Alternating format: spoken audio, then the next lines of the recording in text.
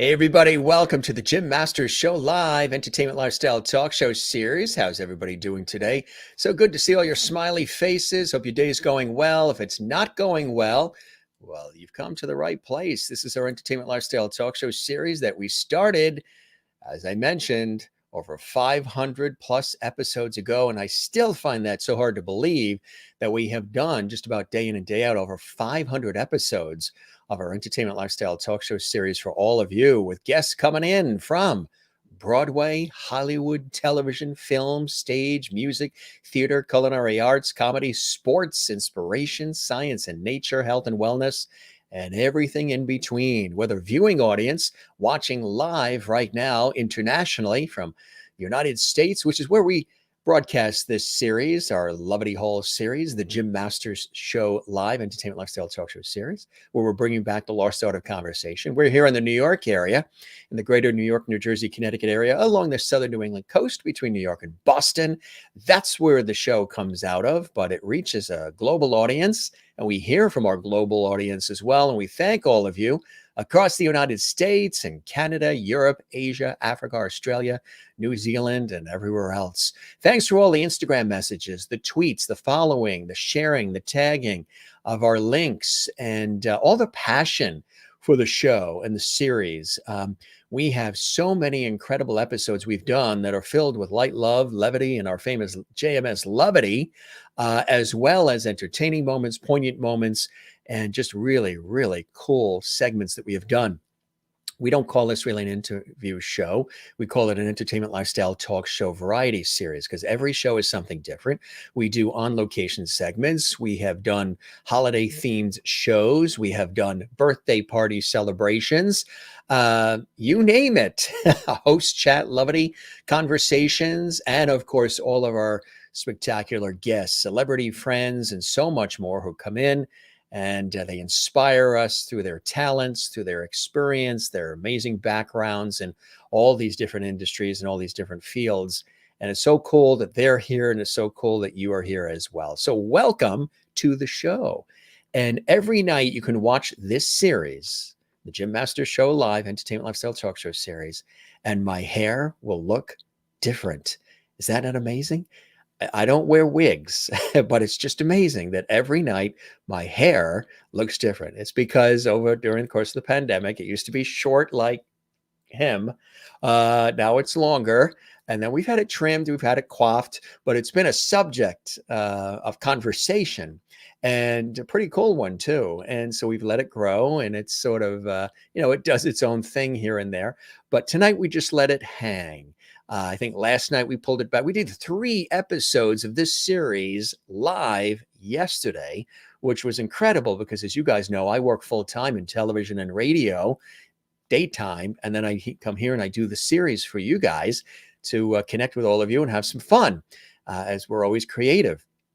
So you can watch all the different episodes, and it's amazing. You think I've got this really super expensive, high-end hairstylist that's doing the hair, like who's on the other side of the cameras and lights here waiting for me. And no, moi.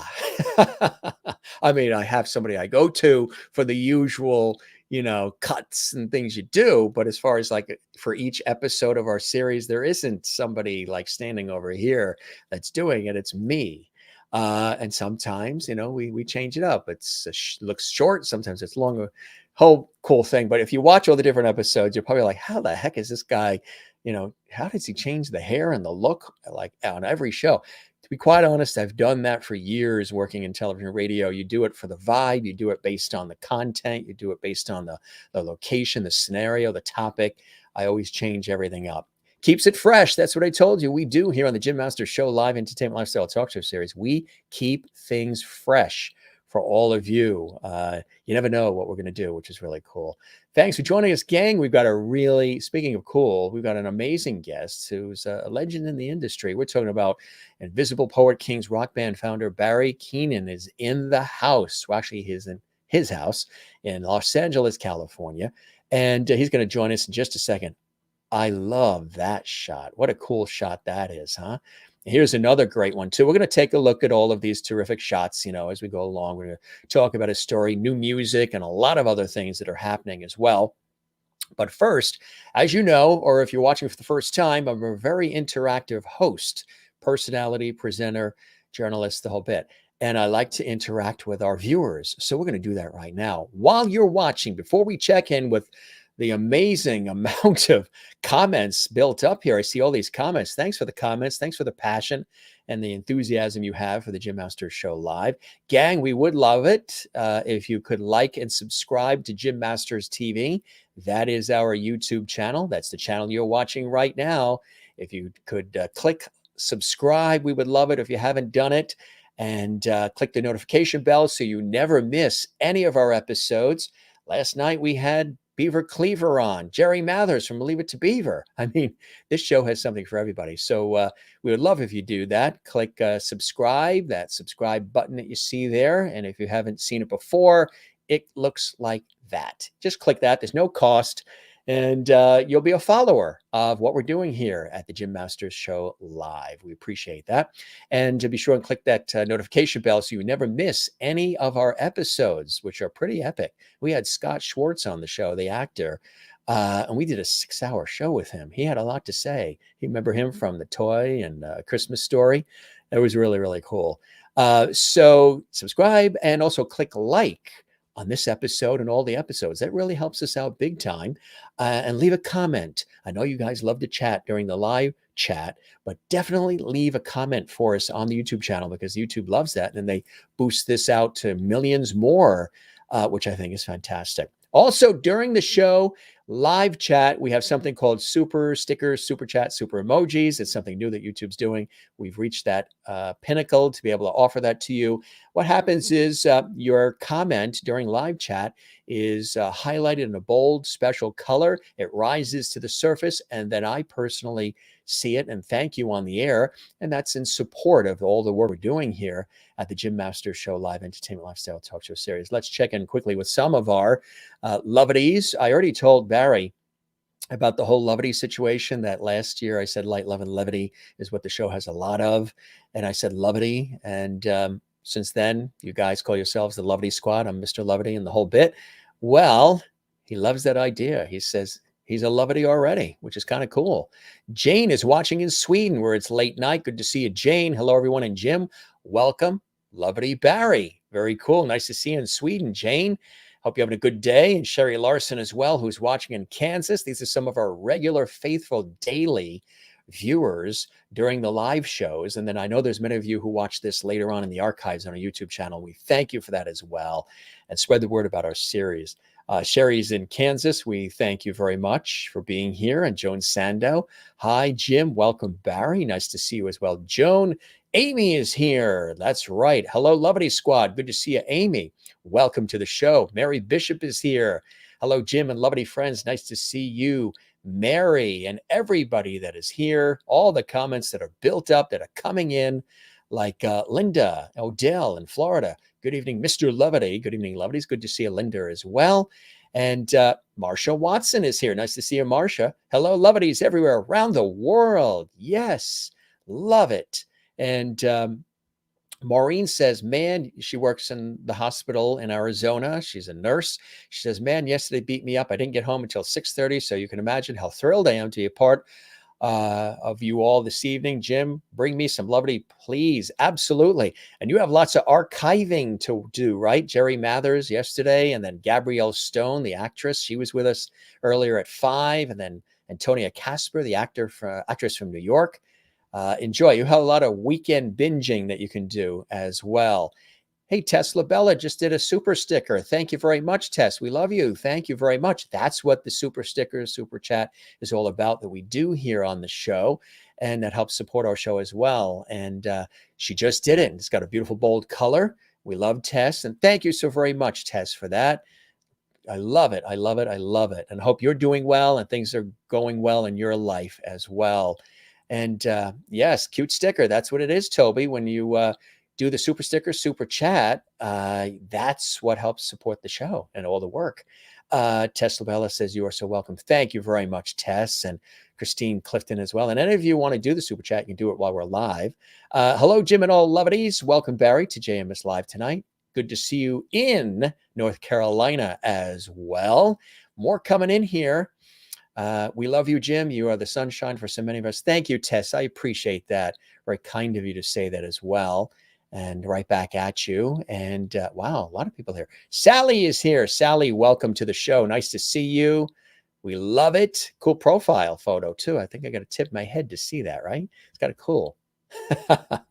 Nice to have you here, Sally. Welcome to the show. And everybody that's here, all the comments that are coming in, piling in. Tess says, your hair is glorious. Don't ever cut it. It took a year and plus to grow it. So we have been not cutting it, but when I've needed it to be short, I do a little, some of my TV news projects and stuff. I just do a little trickery. The other night I tucked it into a turtleneck and it kind of disappeared. Sometimes I pull it back, but wait to see Barry's hair. He knows what I'm talking about. I mean, he's a real trendsetter when it comes to the hairstyles. So he knows all the different tricks when it needs to be short, what you do, and he knows what to do. We're going to bring him on right now because we're really, really excited. We're going to continue taking a look at we got a ton of comments coming in here, gang.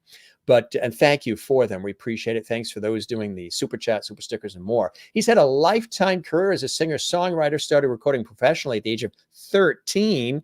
By the time he turned age 19, he already had his first major publishing deal in New York and has been a published writer by such notable companies as Warner Chappell and Universal, All Nations Music, Criterion Music and Peer Southern Music. As a recording engineer, he has owned and operated 2 commercial recording studios in Los Angeles and has worked on the recordings of music of such notable recording artists as Beck, Warren Zevon, Sting, Devo, Pantera, No Doubt, the Goo Goo Dolls, and the Cranberries, just to name the few. As a producer, he's received the first major break with Miles Copeland of The Police, IRS Records, and they asked him to produce Adam Ant as well. He's the recipient of the Arts For Humanities Award issued by the New World Festival. He was also honored in Nashville for his songs in the #1 box office hit motion picture, Kickboxer, starring Jean Claude Van Damne, which featured his song, Fight for Love. As a recording artist, he has recorded for A&M Records. He has received commercial radio play coast to coast from major FM stations as well. His band, rock band Invisible Poet Kings, was certified gold on Sirius Satellite's Starlight Channel as well. He is, and that's just the short list, folks. We'll chat more about it. There's the guys, the band right there. He's a prolific singer, songwriter, producer extraordinaire, musician. He's going to actually gift us, which I think is really cool of him, with some live music tonight, exclusively here on the Jim Masters Show Live. What a class act he is. We were just having a great chat before we went live, talking a little bit about his career and how things are there where he is in Los Angeles. So why don't you join me in welcoming him to the show right now? Barry's going to join us from his incredible studio. Wait to see all the equipment he has around him. Let's welcome him from LA. Barry, thanks for joining us. It's a pleasure to have you here. Jim, thank you. And I got to agree with Tess. The long hair, cool. You're looking good. But you started the trend. Look at you. It's incredible. Well, how long? You got me beat. How long is yours? Well, you stay still long enough, everything catches up to you eventually. So I like the hair's that. just been there, thank God. It depends which way the wind blows, how it looks. So. That is funny. Yes, that's exactly right. That is so right. I want to show you some of now, I already mentioned the show is unique. There's a ton of things out there. There's all kinds of shows. We don't even call this an interview show. We call this an entertainment lifestyle variety talk show. We do everything on this show, not just chat and interview. So because of that, levity is really big with the show, because I said light, love, and levity last summer, and I said love and levity too fast. The audience jumped and said, we're your levity squad. You're Mr. Levity. This is Levity Hall. Your guests are levities. So that's a whole big thing. And we're working on a levity cruise we're going on. And we've got all kinds of cool things we're wrapping around levity. They call this Levity Hall. So you're a levity. How does that feel? I mean, there's Grammys, Tonys, Peabodys, Tellys, Oscars, and every other award you can think of. But getting the designation of being a Loveity on the Jim Masters Show Live. How does that feel for you right now, Barry? Well, I mean, it feels great. Anything that has to do with love. I love that. It's beautiful. Yes, I love it. So yeah, no, when you first said it to me, I said, oh, that's totally cool. And I am happy, very happy to be a Loveity and to join your Loveity members. Yeah, no, it's cool. It's totally cool. Kathy Short in Cleveland welcomes you. I love both of your hair. She likes the hair on our head, yours and mine. Oh, nice. That's Kathy. We got thumbs up from Cleveland. Oh, well, I'm happy to still have it. Yeah, that's always a plus as well. Toby says, hot stuff, Barry. Love your craft. Toby is in Encino, California. Amy is watching and she says, live music. Yeah, it's going to be a good show. Welcome, Barry. And Tess says, happy to have you as a Loveity, Barry, as well, which is awesome, and welcomes you to the show as well. Maureen in Arizona, who was in some desperate need of Loveity today after a rough day yesterday in the hospital working as a nurse. We love welcoming new Loveity. So happy to have you join the squad, Barry, from Maureen in Arizona. Sherry in Kansas, welcome to Loveity Hall, Barry. Awesome. We love all of this big Loveity wave here. Mary Bishop in Florida says, hello, Barry, and welcome. And Kathleen in New York City says, welcome, Barry. Love it. And Sally says, wow. Toby says, Barry is great. And I love this. I love this. And let's see. There's so many coming in here. This is really fantastic. Thanks for all these great comments coming in here. Christine in Clifton. I was going to say Christine in Clifton, New Jersey. Christine Clifton in North Carolina. Hello, Jim and all Loveities. Welcome, Barry, to JMS Live tonight. Christine, have you ever been to Clifton, New Jersey? I'm sure you've passed through. I'm sure you've passed through. And lots of love coming in here from everybody here. We love this. So Jane in Sweden says hello. Dawn says hello. Joan says hello. All good stuff here. So how have you been? It's been a little bit of a crazy time. You and I were talking about that. The world sort of came to a stop back in March 2020 and places closed and all this other.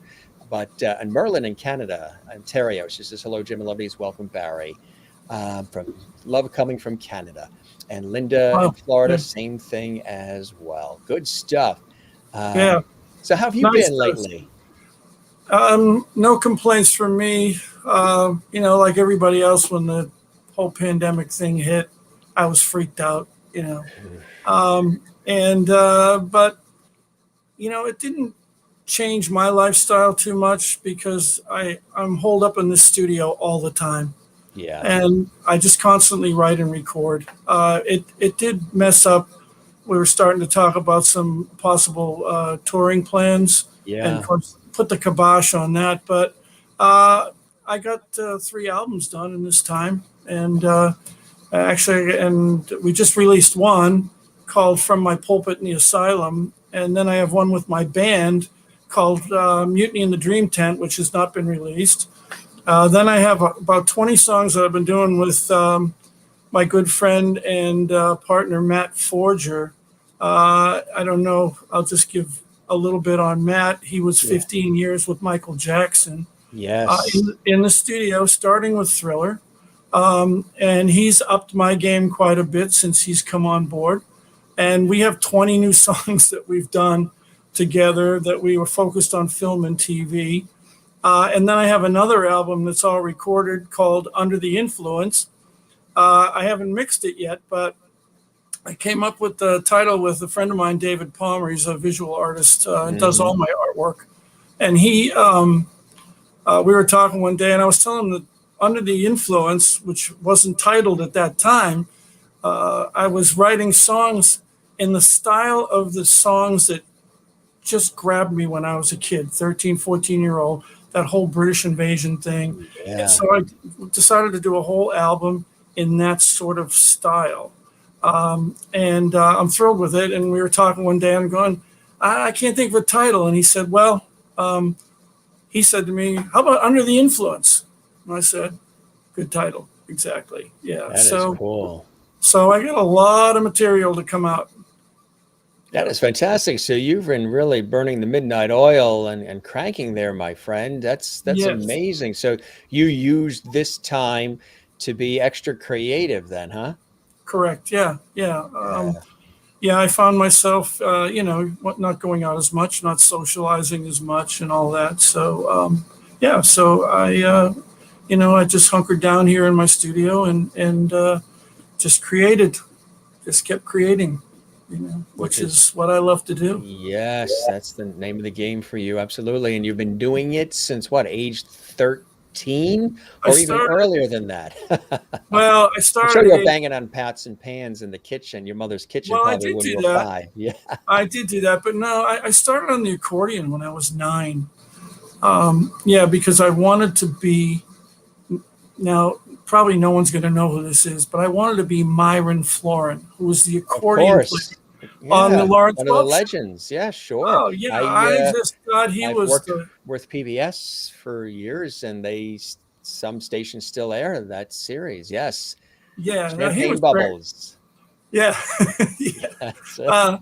So he's inspired me to get an accordion, and then of course when the British invasion happened, I traded in my accordion for a guitar and never looked back. But I Mm, just did a new song and I played the accordion on it, so yeah.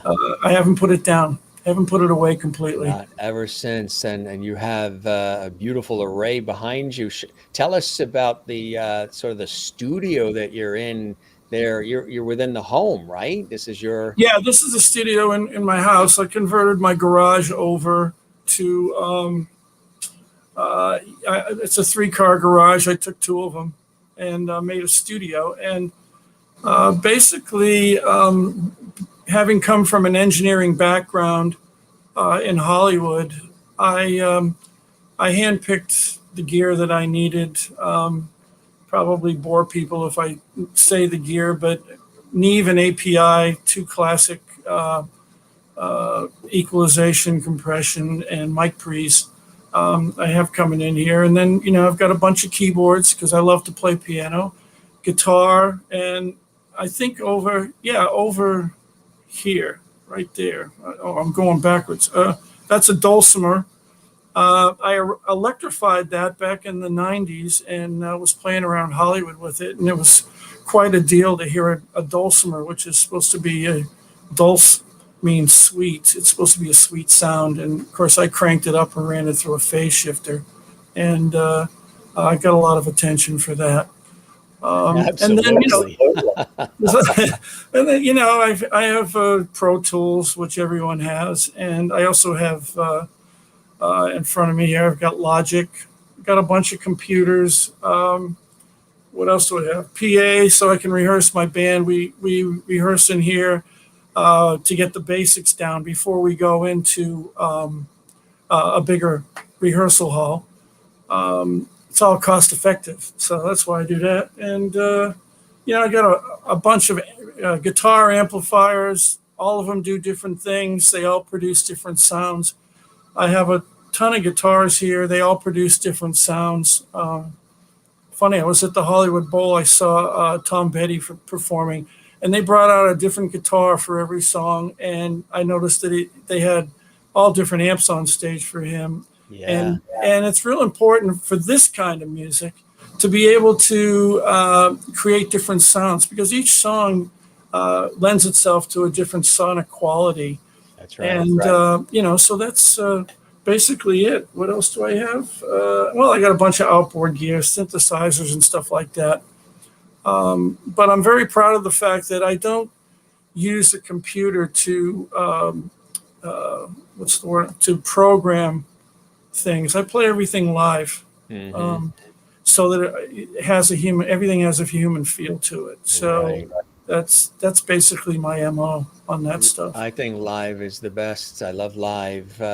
Studio is great too. And you're in studios, I'm in studios, TV, radio, you're in the recording studios. But when you're interacting with people like we do this live here now, there's just something that is heightened and there's that energy, because you're a storyteller, right? I mean, and you want to communicate with people and lift them up and sort of get the blood flowing and have them sort of escape from the reality maybe of the craziness of life through music, which can be really healing and can really be very powerful for people, right? Oh, absolutely. And that's what it does for me. So, Right. so when I Yes. sit down and I'm working, it's a total release. It's a total escape to, the problems and the pressures and the anxieties and the difficulties that we all go through every day. And we're all going through them, especially now. It's a very trying time. And so there was some critic one time that wrote something I thought was pretty cool. He said, Barry Keenan takes the listener into the abyss. And I thought, oh, that's not so good. And then he says, but he shows them the way out. And I always like that, because, a lot of us are living in the abyss, and we have very tough days. And Yeah. I know myself, I just went through a very trying time that I had a Down syndrome brother, and I cared for him the last 12 years of his life, and he just passed away like 3 weeks ago. That's why I was back on the East Coast. And, music. Sorry to hear that. No, that's okay. Yeah, no. But music takes us out of a lot of that stuff, the trials that we go through. And again, I'm just grateful that I can do this. It's amazing that you started with the accordion and just worked your way into it and then picked up that guitar. Through your career, you've had so many incredible experiences, Barry, and so many people that you've had an opportunity to commiserate with and create with, collaborate with, perform for.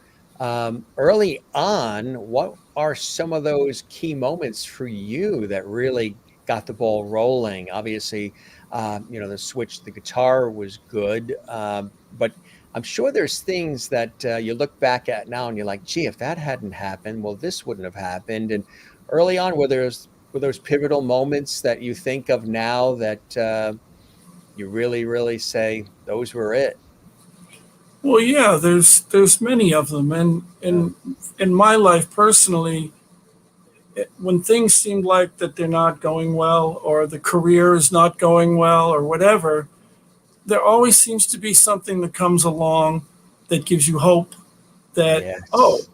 and so you hold on to that hope and you continue. And I was just fortunate when I was young. I got a manager when I was 15 years old. Did you? In the band that I was playing with back in the New England area. We had a band called the Neptunes, Mm-hmm. and he financed everything we were doing. He bought us a bunch of equipment and got us a trailer to haul our gear around. Got us with a place called the Surf Nantasket, and they had 3 large clubs: one in Salisbury Beach, one in Nantasket, which is, I think, south of Boston, and then another one in Hyannis on Cape Cod. And those 3 places were very, quote, prestigious venues. Oh, yeah. Performing, and we were playing to large crowds. And I was just a young kid. I was the youngest kid in the band. He's the one that first gave me the push and got me out the door. And we did well all through high school. Never had to work, went out on weekends up until college. And then another pivotal moment was I met a friend of mine, Dave Powell. And I heard him, I didn't know him well, but he always said, we knew Barry because Barry was the rock star in our little town. So I went into a restaurant one night and I see this guy with these little grainy glasses on and disheveled long hair and scraggly beard and these crazy looking bell bottoms. And he was strumming this 12 string and just blew my mind. I said, wow, I never heard anyone play a guitar like this. And so I went up and said hi, and he said, I know who you are. And we got together. And then he and I, from there, went to New York together. And in New York, I was fortunate to land a publishing deal with a guy by the name of Billy Davis, who had a company called Shadashevas Music. Billy wrote Higher and Higher. Your love is lifting me higher. Yeah, great song. And he wrote I Like to Teach the World to Sing. So I got in early. I don't know if I can tell this story, but I was in the studio. My first professional session that I was invited to, and it was a drifter section, and Billy was producing, and it happened to end up to be a #1 record. But I remember the singer, and I don't remember his name. I'm sorry, but he was having vocal problems, and largely to do to the fact that he had a big bottle of Jack Daniels next to him. And I just remember I was do it. I was sitting in the back of the room. Of course, I was mesmerized by, this legendary band. And but the singer kept going, there's something wrong with my throat, Yeah. And Billy turned around to me and he said, Barry, what do you think of this? And I said, Billy, I'd give my left cojones to be out there doing what he's doing. And a couple weeks later, I was. And, went on from there. I had the best musicians in New York backing me up. Andy Newmark was one of them, who ended up playing drums on the Double Fantasy album with John Lennon. Sleep at the Wheel was in there at that time. They were coming in backing me up. So I got a good, solid background.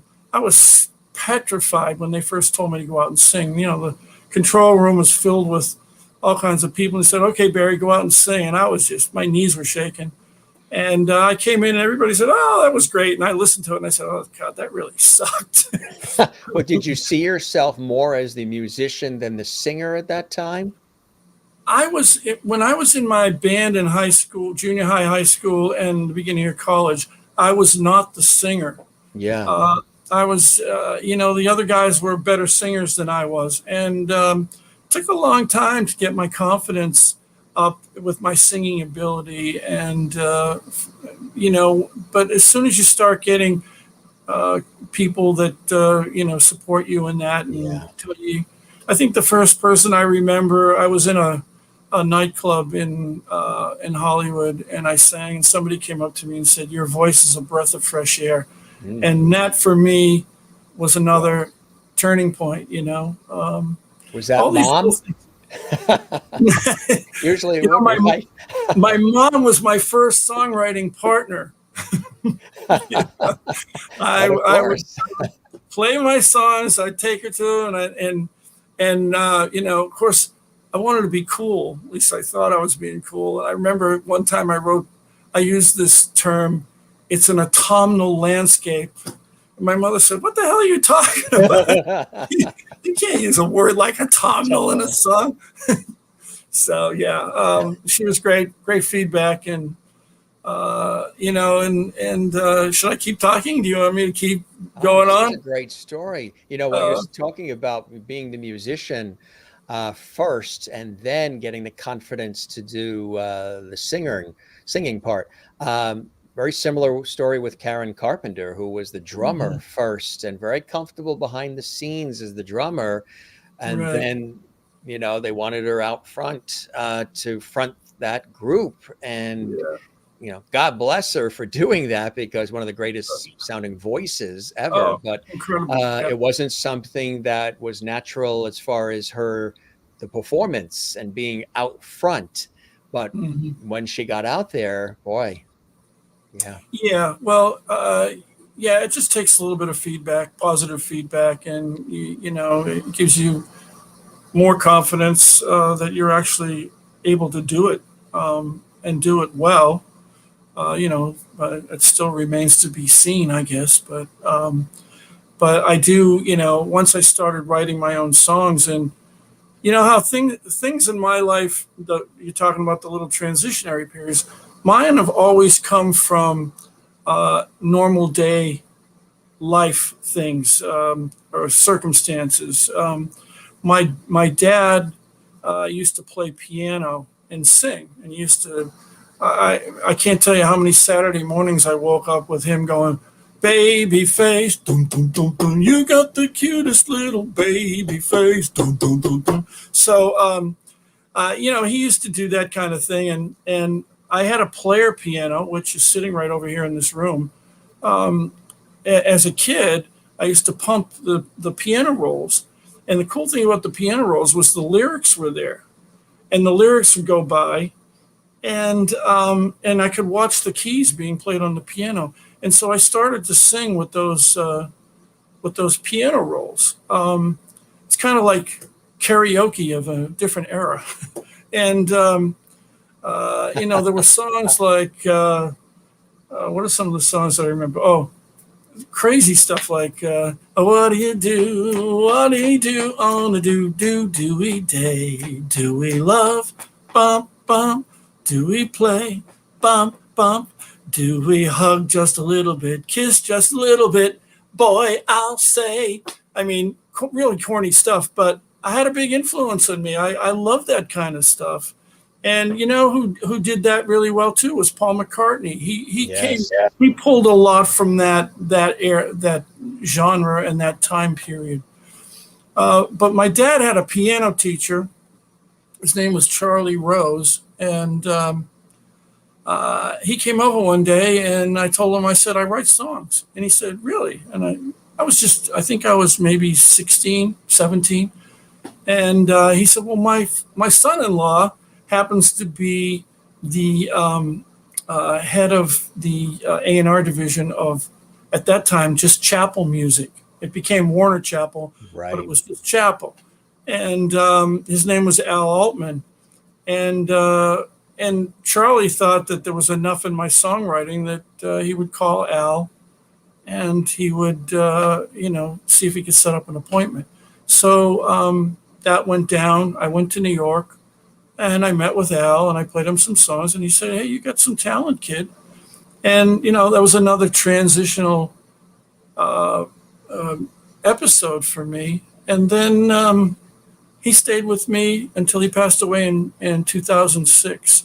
I used to call him my Obi-Wan Kenobi. He wasn't really my manager, but he was managing everything from behind the scenes. He would tell me, okay, this is the situation. This is what you need to say. This is what you need to do.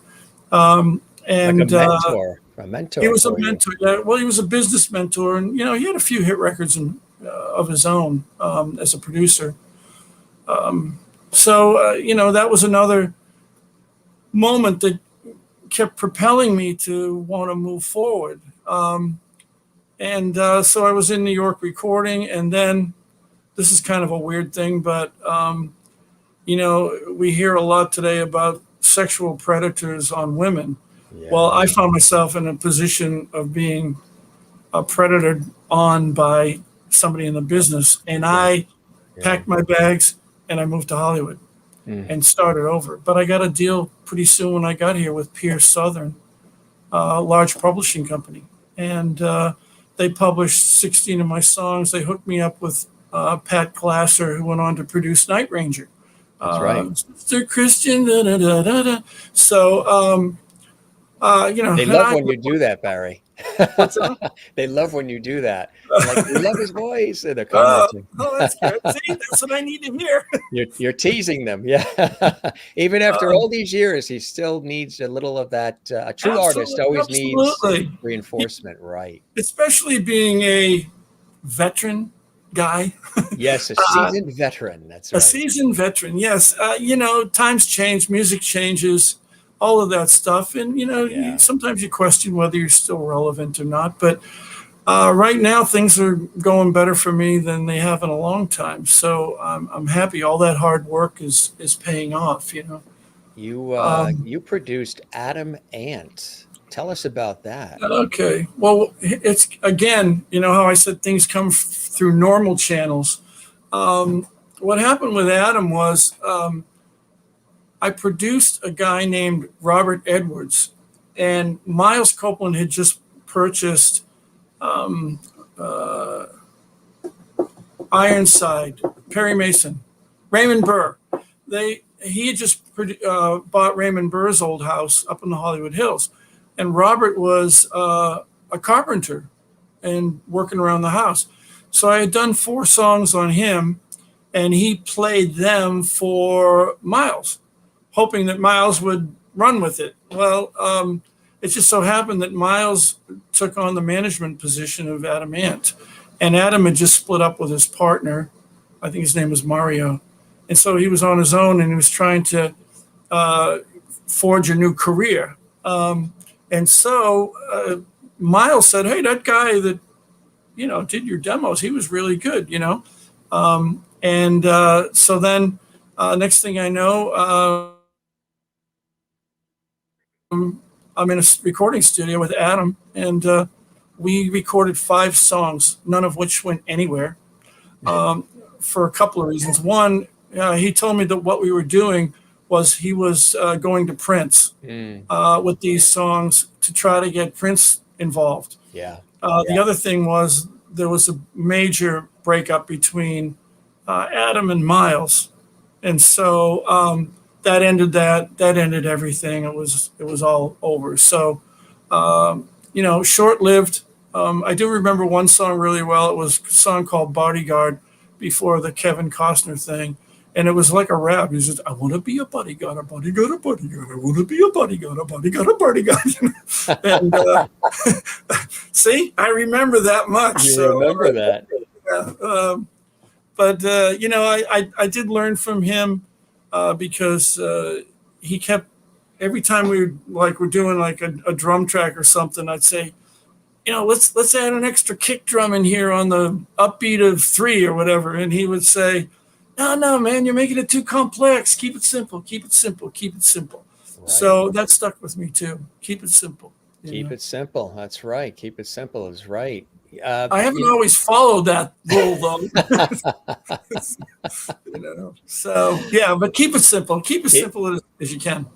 Right. As we see all the incredible equipment around you, somebody had asked, I don't know if it was Merlin or one of the viewers, Lovities, do you play all of the instruments that are there around you? And of course, that would be yes.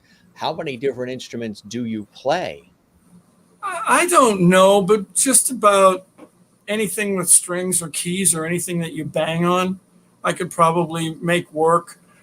Sometimes sometimes I don't even know if I could play the thing, but I just record it. And a lot of times I leave it. I remember there was a song I had called Personal War off my very first released album, and which got published by Criterion Music by Bo Goldson. And Bo was the one that found Doctor in My Eyes by Jackson Browne. God, I lost my train of thought. What was I supposed to be talking about? You were talking about all the various instruments that you play, and you mentioned string instruments and yeah. Oh yeah. So there was at the end of the song, I have all these kids singing on there, and at the end of the song, I wanted to keep it childlike, so I picked up a recorder, having never played it. And I played along with the kids, and the melody was da da da da da da da da da da da da da. Very elementary. Yeah. Well, I couldn't play it on the recorder, so I just played it all out of tune, and it worked. And it worked. And I left it in there. So you never know. You just don't know. I'll pick up anything that I think if I'm inspired at the moment, and try it out. But to be more specific about the question, a lot of keyboard stuff and a lot of guitar stuff, including, bass, basic rock and roll stuff I'm pretty good at. Yeah. And I didn't get into that as an ego thing about, I'm doing everything myself. That wasn't it at all. When I first came to California, I got involved in a recording studio. I was asked to come in and play guitar on somebody's track. And I don't know, about 2 months later, I ended up owning the studio. I don't know how that happened. How did that happen? David Vaught, God, and as I'm saying all these names, everyone memories, so far is deceased. Yeah. I mean, everybody is gone on. Clock stops for nobody. That's why you got to live life to the fullest and pay it Yeah. forward and enjoy every minute. And if this 2 years we've been through with all the pandemic and everything has taught us, live every moment and be Yes. kind to one another, you know? You live every moment and be as productive in that moment as possible. You That's right. know, but David and his brother owned the studio. David was the second incarnation bass player in the association. And he was on his way out. He wanted to go off on his own, and I was left with his brother, and his brother needed a partner. So his brother joined forces with me, and my partner at the time was named Van Carlson. He changed his name to Randy Chance. And so we took over the studio. Then Robert Vaught left. And then Randy and I owned the studio, and we kept that for, I don't know, about 4 or 5 years. And what happened being in that studio, I couldn't afford to pay musicians. So I just was forced, if I wanted to record, I was forced to just start doing everything myself. And I did. And there was a music store in Pasadena called Dr. Music. A guy by the name of Derek owned it. And the famous part about his store is Van Halen was also getting all their gear from him. And Derek took a shine to me for whatever reason. And I was in there one day and I said, you know, God, I get this song I want to record and I need drums, but I don't have any drums and I can't afford a drummer. And he just said, Barry, just take that set over there. So I took the drums, played them on my track, and brought them back. And I'd say the same thing about everything else. Geez, I wish I had an electric guitar. I didn't have an electric guitar at the time. He said, oh, take that SG over there. Okay. And that I needed a keyboard. Take that keyboard. So that's how I started learning how to do all this stuff way back before computers were even around. Were you pretty much self-taught, or was there schooling? How is it all coming to you? Self-taught, trial and error, you know. Really? Yeah. When It's I amazing. engineered in the control room, I had to, because I couldn't be out in the sound stage, I had to do everything in the control room. So I'd set the drums up there and I'd have all these microphones. And of course, you can't have mics in front of speakers because everything's going to feed back. Yeah. So I wasn't able to listen what I was doing. I had to play a track, stop, shut all the mics off, and listen back. And then I made whatever adjustments I thought would make the sound to what I was looking for. It's sort of reverse engineering. Right. Because I can't hear what's going down. I have to do it after the fact. But it was great ear training for me. It was a great way to learn how to produce sound, you know, and that's how I ended up learning how to engineer, how I learned how to do everything myself. And you know, I like to make it clear to people, it's not out of ego. I never was one of those people who said, oh, look, I can play all these things and do all this stuff and I can engineer and produce. That to me is irrelevant. I just did it because necessity dictated. If I wanted to move on in the recording world, that's how I had to do it.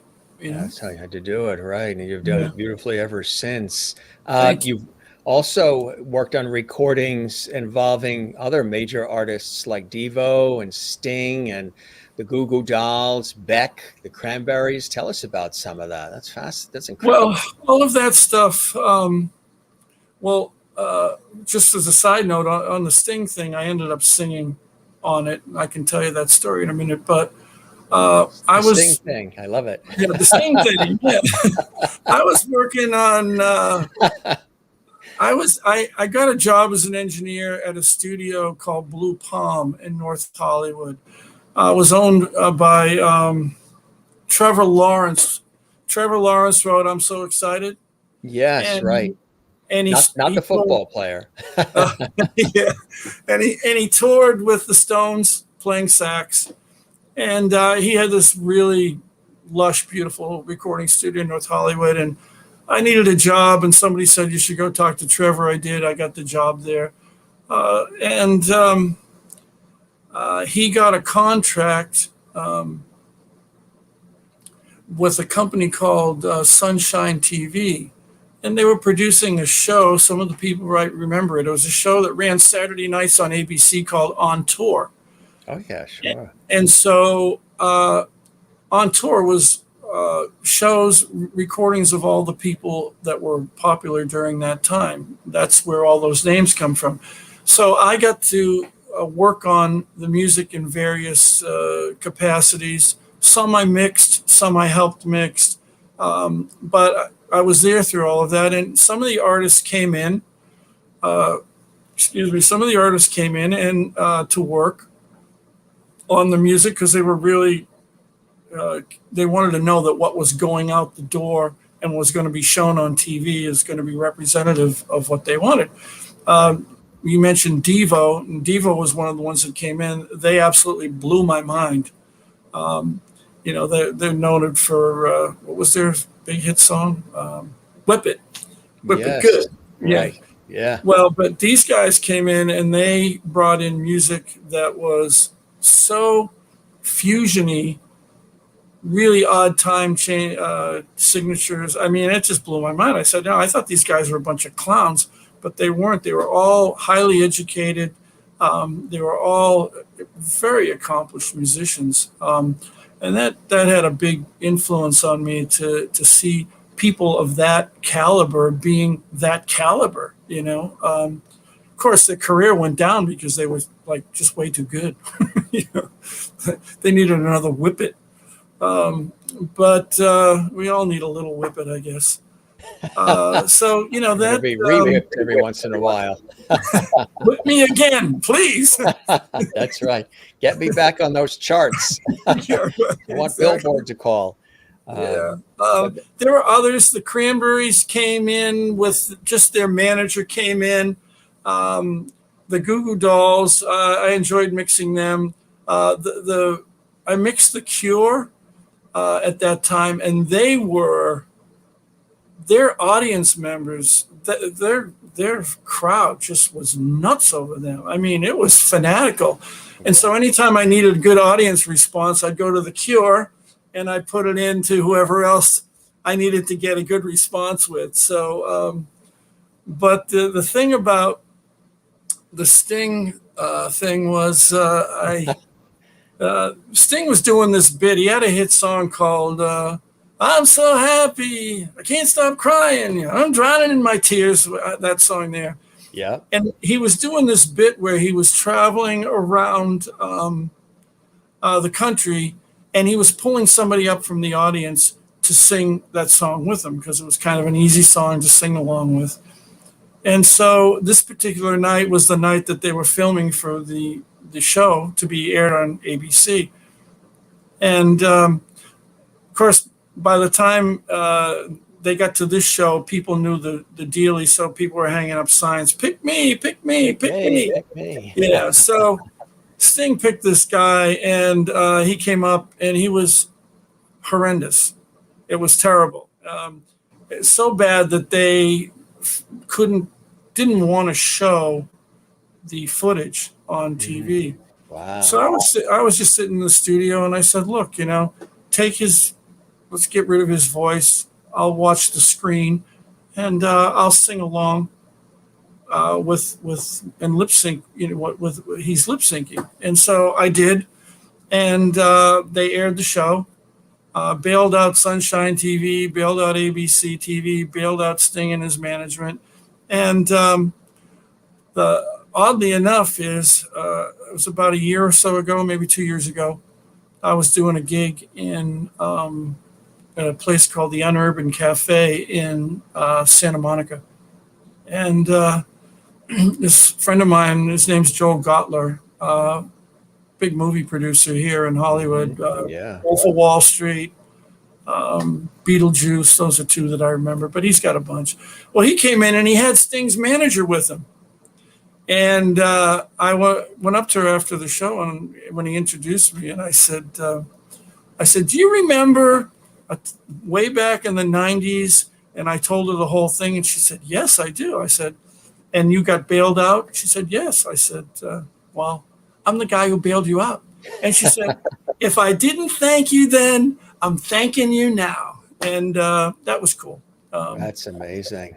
Yeah, Wow. stuff just goes around, comes back Yeah, around, and it really does. That's why you got to put out that positive energy, because it will come around. Even in this industry, television, radio, everything I've been in broadcast, you end up working with people again and again and again.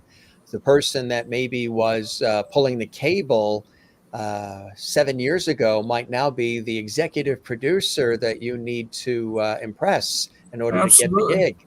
So yeah. it's always good to just do the right thing, just be good to people and have a good time, and Never as burn bridges. You don't burn exactly bridges. right. You So many people do.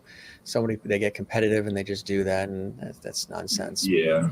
So Well, how did Invisible Poet Kings get developed? How did you come up with that? I love the name. yeah, I get a lot of comments about the name. Yeah. Well, again, my good friend David Palmer, the visual artist I was telling you about. By the way, people, you should check out David Palmer. His work is fantastic, and he's doing quite well right now. But he and I were riding our bikes. We used to ride from Venice Beach. We'd ride down to Hermosa Beach on the bike path. And we love to play with words. Yeah. I love the English language, so does David. And Yes. more specifically, I love homonyms. I use them a lot when I'm writing because it's a way to create great metaphors. When you're Yes. singing about one thing, but it has a different meaning, and Yeah. you try to write these parallel Yeah. meanings.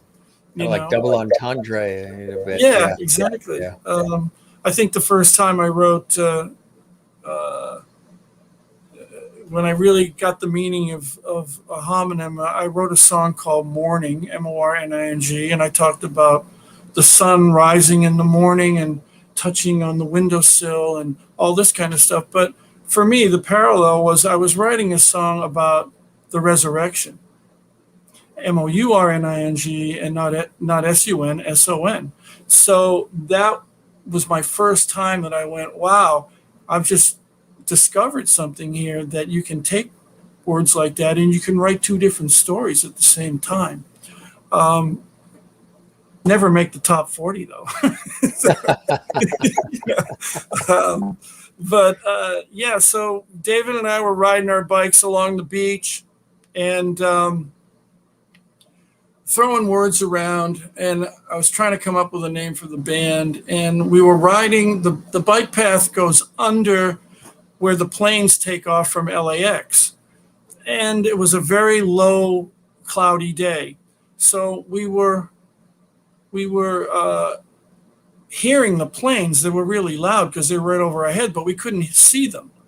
So we started playing with invisible. Did you just say you were in over your head? Yeah, yeah, exactly. So, we started playing with invisible this, invisible that, and everything we saw, invisible. And so there happened to be this guy walking along the edge of the water. And he had long hair, beard. He was dressed in a white robe, sandals. And I said to David, I said, you see that guy? He looked like Jesus. Yeah. And so David said, oh, he's probably just one of those poet kings from Venice. And then we both said Invisible Poet Kings. And then we thought about that for the next 3 or 4 hours and said, yeah, that's it. Let's keep that. Yeah. What a great name. How long ago was the band created now? I started the band in Invisible Poet Kings in 94. But before that, I had a band called The Crime. And The Crime was a great band. I had this Russian drummer, Alexander Bach, who I'm still in touch with. He's back in Moscow now. But What a great name, huh? Alexander Bach. yeah, and his dad was a I wouldn't Russian. change that name for publicity No, purposes. and he did. He goes did? by Sasha now. Oh, So Sasha. Yes. yeah, but no, Alexander Bach. I mean, what a great name. But he didn't speak any English.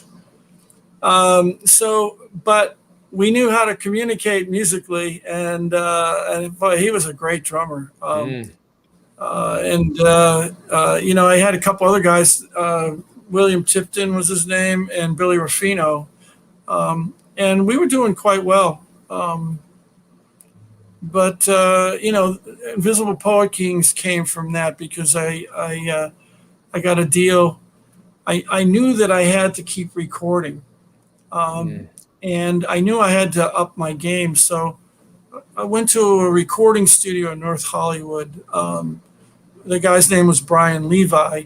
He owned a recording studio called Clear Lake Audio. And I just went in off the street and I said to him, would you be interested in if I gave you some of my publishing to record an album in your studio? And he said, well, let me hear the music.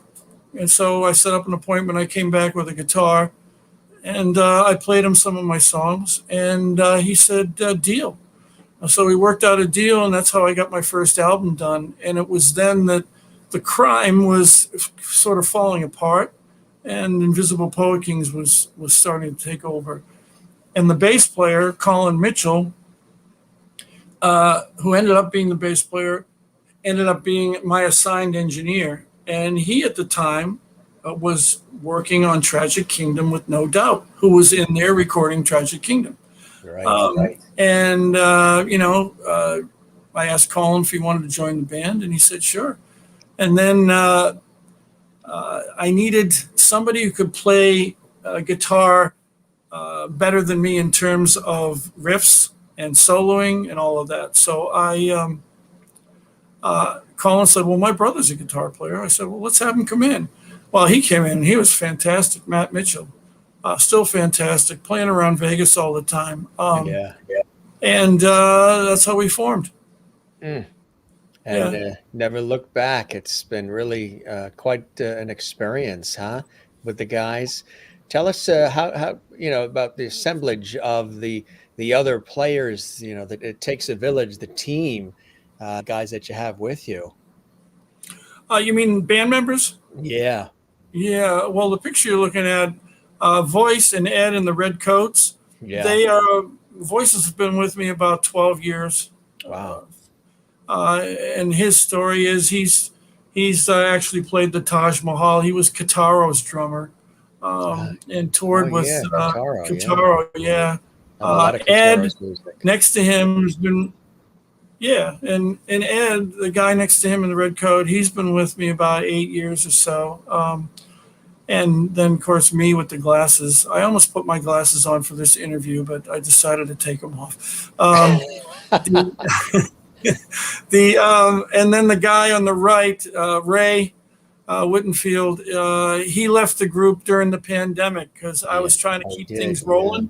Yeah. And he was a little nervous about going out. And so I said, I respect that. And then, I had to get another bass player. So here we go. The beat goes on. That logo you're showing was made by David Palmer. He did 4 of them, and that's one of them. Eventually, we just want to get down to just the crown and the eye. Yes. But we have to take it a step at a time, Yeah. So that's like the third one down. I like it. Yeah. We're working our way up to the crown and the eye. We, for anybody just joining us, Barry Keenan is our special guest. He is really the founder of Invisible Poet Kings, but he's a prolific producer, music producer, singer, songwriter, musician extraordinaire, multi-instrumentalist. He's going to play live for us as well in a moment. But first, couple of photos here we want to share and show. Maybe you can tell us some of the action that we're seeing here, Barry. That was at the Indie Entertainment Summit in North Hollywood. We were, it was actually a rehearsal studio that they tried to convert into where we could do a performance. Matt Forger, thankfully, he was there to mix the sound because he pulled it off. Because in a rehearsal studio, all the sound is generated towards the stage, not out to the audience. But we did pull that off, and so where that came from. And that night there were two guys inducted into the Hall of Fame that were there, and I'm going to space on their names, but one's the drummer for AC/DC. He was inducted that night. And then, God, I forget the bass player's name, but he's a well-known bass player, and he got inducted into their Hall of Fame that night as well. And it was a great night. We had fun. It was a good night. So that's where that came from. That's really what it's all about. Absolutely. That's cool. Here's another one. Yeah. That is, as a matter of fact, the great Paul Zollo took this shot. Who was a guest on our show. He's amazing. Yes. We talked about Paul before the show. I love him. He's a good, dear friend, and incredible songwriter in his own right, and author, Songwriters on Songwriting, volumes 1 and 2. He's interviewed you name it, he's interviewed him. But this was at Paul's, we were at his house in his backyard, and he took that, and that's me and Mike Hatfield, who was the new bass player for Invisible Poet Kings. Yeah. Really so cool. I needed some pictures of Mike.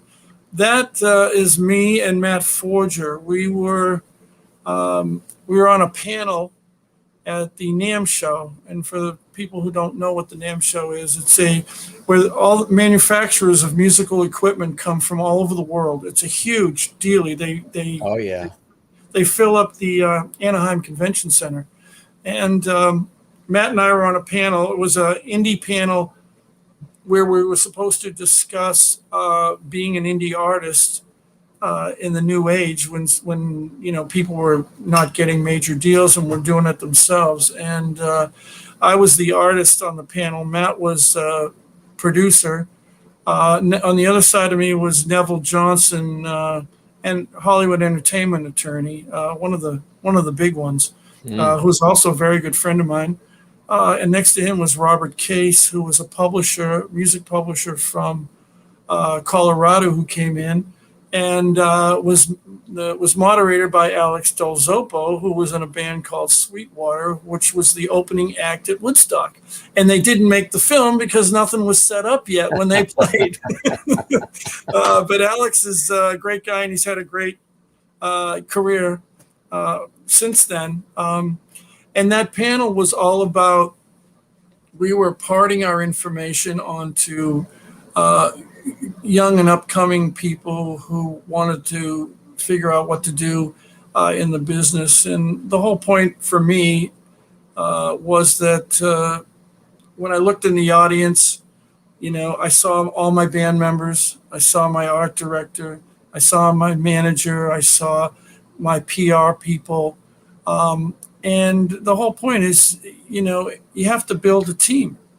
And if you're going to be a DIY, is it DIY or DIY? Do it yourself.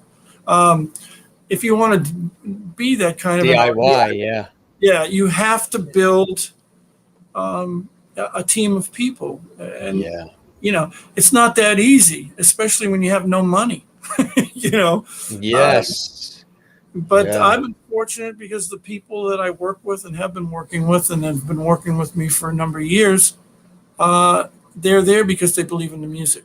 They believe in the music, which is that's the key for me. That's the key. Oh, yeah. So that's me. Dan Warren Media and Marketing. He's the guy that got us on the panel. He's done a lot of PR for me. And then that's Matt Forger next to Dan. Very, very cool. Nice shot. Yeah. This was at Neville Johnson's house. He was having a Christmas party, and Albert Lee was there, and we were just jamming, and we were having a grand old time, just having a lot of fun. And oh God, I forget her last name's Bianca, I think. She has a magazine out of Los Angeles, and she took the shot. Very nice. Yeah. Oh, that's me and Mitch Ryder. After a show, he through Neville Johnson, we became his West Coast backup band. So anytime he was doing a show here, we got the call to back him up. And what a blast playing with him. What a great guy.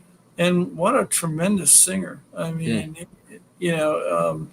and it was a blast to play Good Golly Miss Molly and God, I can't even think now, all his hit records. But so many of them, yeah. Yeah. And that's us on stage at the Cajun Music Festival. Ed was playing guitar, Voice was playing drums, another good friend, Norm Sancho, playing bass, and that's me over there with the white guitar, and it's dipping my head down. I tend to lean a lot. I don't know what that is. But I'm leaning.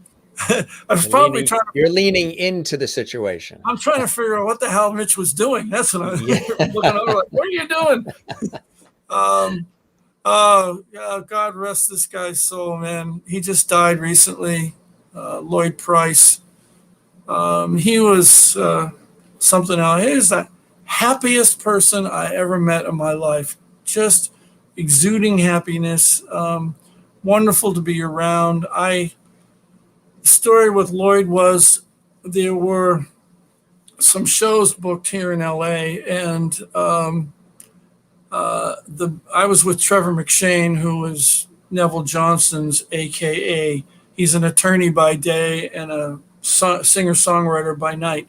And so Neville, Lloyd was his one of his clients, and so he brought Lloyd out to do 2 shows at McCabe's in Santa Monica. It's a well-known performance venue here. Yes. And so Lloyd came to Trevor's rehearsal.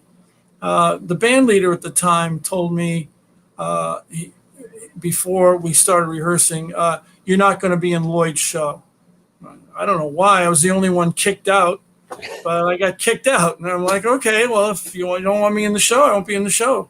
So Lloyd was there at that rehearsal. And so when the rehearsal was over, he came up to me and he said, introduced himself. And he said, you want to grab something to eat? I said, yeah, sure, I'd love to. So he and I went out with Dave Somerville, who was the leader of and the singer of the Diamonds. Dave was the first one to sing falsetto on a pop record, to my understanding. He was the one that went, a little darling, Right. yeah. That was Dave. So the 3 of us went out to have a bite to eat. We were sharing all our various musical war stories. We love to do that. Us musicians love to talk. As you can tell, I haven't stopped talking since we started. That's fantastic. This is all music history. Yeah, people are learning along the way. Commenting. It's good stuff.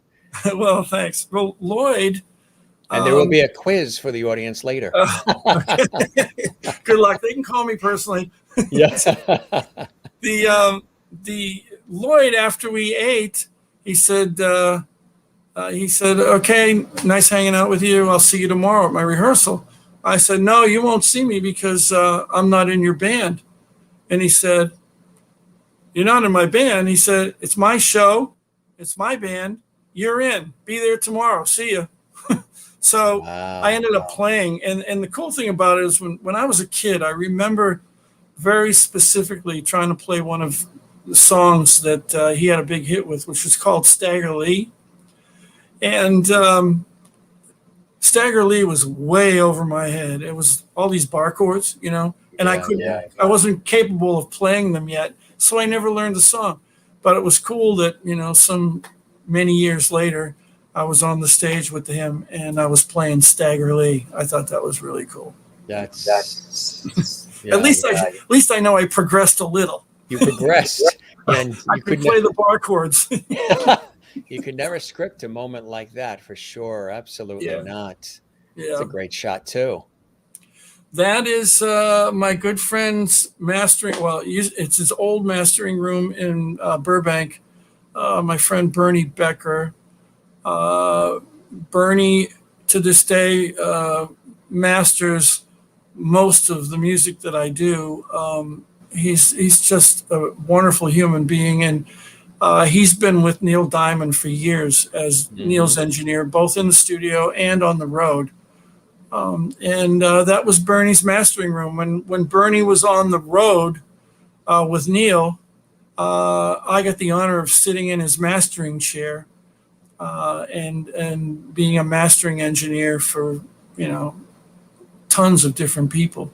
So I learned that part of the craft as well. Which is different from regular, engineering a band or musicians. It's a whole different approach to the music. Yeah. So absolutely. So that was where that picture came from. Yeah. I'm sitting in my mastering chair as Jim Masters. Every chair I go in is a mastering chair. Right. That's cool. I can't say that. I'm in the Keenan chair, so I don't know.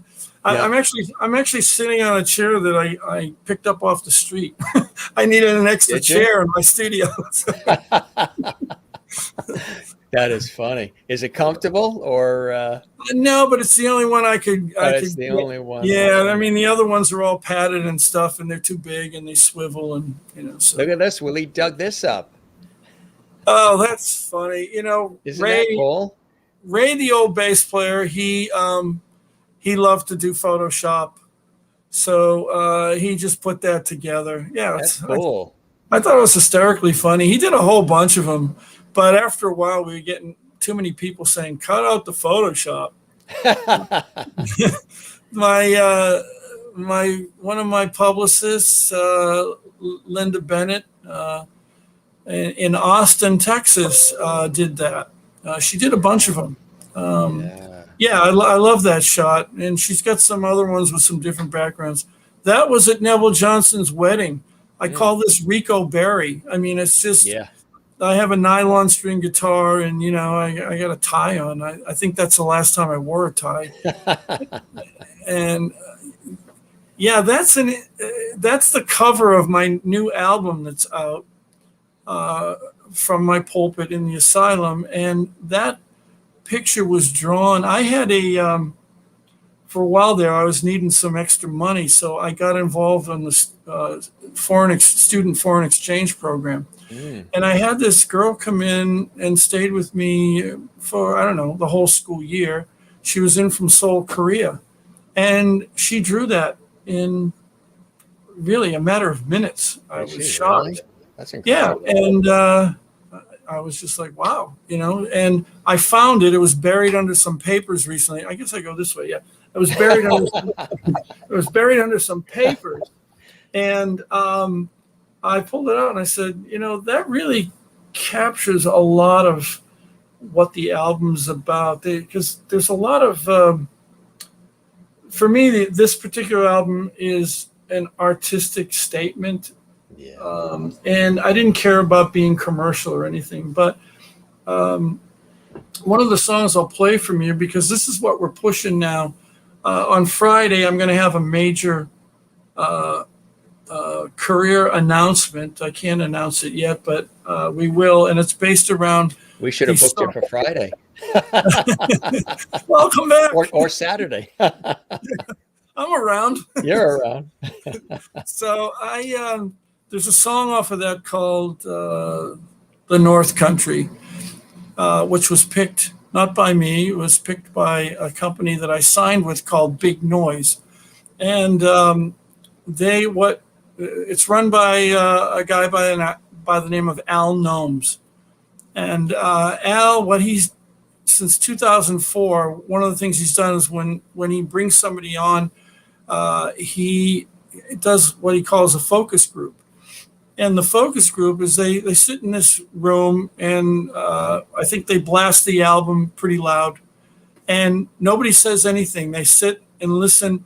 There's 14 people, ages 21 to 64, and they just take their notes. And then when the album's done, they sit and commiserate as to what song they feel should be the lead-out song. They picked this song called "The North Country," but he said never has he done this. This is what he told me, that, he said, you always have to pick one, and occasionally you'll pick two, and very rarely you pick three. But he told me that in my case, they picked 9. And and they whittled it down to the North Country. That's the one that everyone finally came to the consensus. I never would have picked the North Countries, which is why I should not be in marketing and promotion, because I don't know anything about it. So the major career announcement is going to be based around that song, and I will, I'm going to play that whenever we get to playing, because that's what I'm promoting. I mean, what a week for you. I mean, tonight you're on the Jim Masters Show live, and then I think tomorrow, Friday, you got yeah, this big announcement. I mean, this is quite a week for you, huh? yeah, it is. It is quite a week, and nothing better than being on your show. And I really appreciate you invite me on. I'm happy to do this. Really, I mean, where else can I get to talk about myself so much? Pleasure I is hope all I'm mine. not boring your people listening. Well, usually when you get a chance to talk about yourself this much, there's a copay involved. Called therapy. But here there's no copay. Exactly. Well, we can get a little deeper if you want, and you can raise the price. We do often on the show. Got a couple more here things. There's the North Country. Yeah, that's the North Country. Yeah. The video was.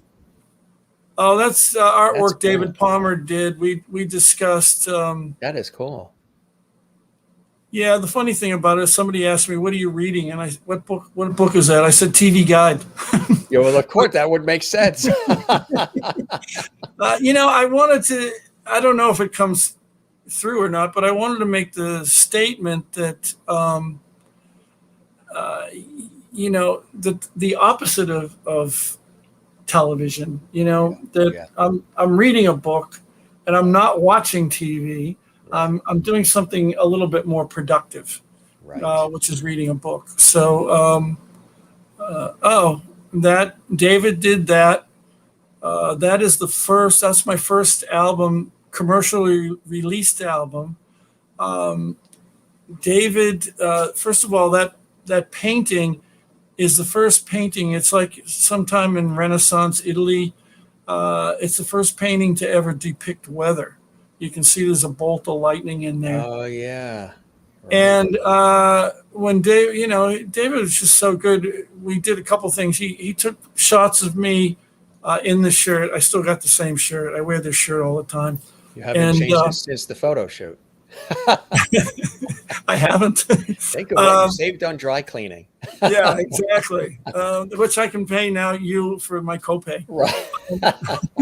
So David also took pictures of the shirt on the inside, so you can see the label. If you look up close, you can see the label of the shirt. He was smart enough to do that. And then he pulled my head out and my hands out. Yeah. And then he added the apple for, I don't know, artistic, whatever. Apple has a lot of connotations attached to it. Was he saying that you're Adam? I don't know what he's saying, but And we want to know, did you take a bite of that apple? I did not. No, I did not take a bite. But you took a bite of the apple, and the next day his house flooded. Let's not go there. I did have like 3 floods in my house. Oh my God! Oh, you had a river? Burst pipes. Burst pipes. Yes. Yeah. So that was the first album cover. Yeah. That's fantastic. Really cool, unique designs. So you want to treat the audience, the Lovedies watching around the world to the Lovedies. I'm now an official Lovedie, so it's from Lovedie to Lovedies. That's right, from the Lovedie to the Lovedies. Okay, let me go back here and I'll grab a guitar. Yes. What kind of guitar are you going to grab? Well, you get to see his chair. This would be a Fender guitar. It's an electric guitar. I got it plugged into an amp. But it's very soft because I gotta sing live, so I can't have it loud. Let's see. So this is the North Country. There will be an announcement on Friday about this song and the other stuff I'm doing, and it goes like this. Let's see. Can you hear that?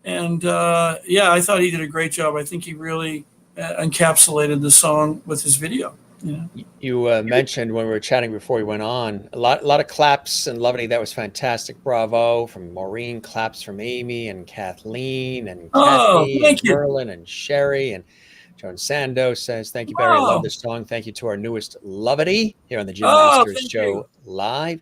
Love this, Barry. Thank you for playing with us. From Tess, excellent playing Hi, and Tess. vocals Yeah, thank you. from Mary Bishop Mm. in Florida, and Jane, who was up very late in Sweden. She says, Oh, great, and lots of thank you, Jane.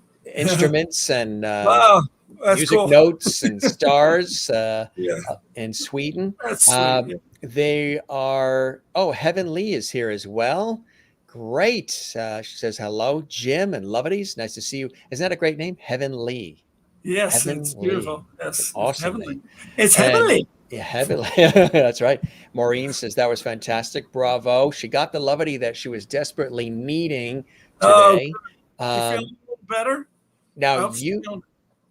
yes. I think Maureen is, I think so does we start the show. She's always right there in with us. Christine Clifton in North Carolina. Thanks, Barry, for playing live for us. Was there something else you wanted to do on the keyboard? I think you said you wanted to. I can do it. I can do a Yeah. keyboard song. I didn't have a lot of time to practice, but I'll do my best. Do you know chopsticks? Uh, Dun, yeah, I dun, know dun, this one dun, dun, too. dun, dun, dun. I know this one. That's it. Jingle Yeah, bells. this song here I wrote for my kids. It's off the Pulpit album. Uh, it's called All I Want. It goes like this. Can you hear that? Yeah, we can. Yeah. Okay, good.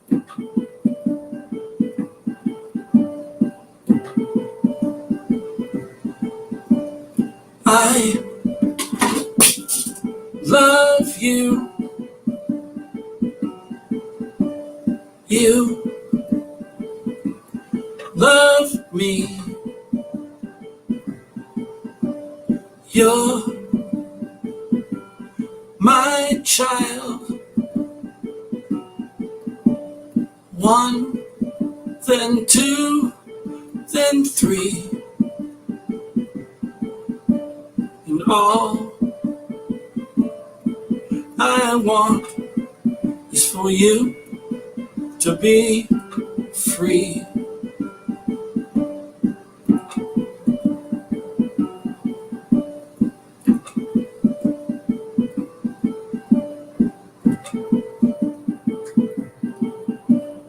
It's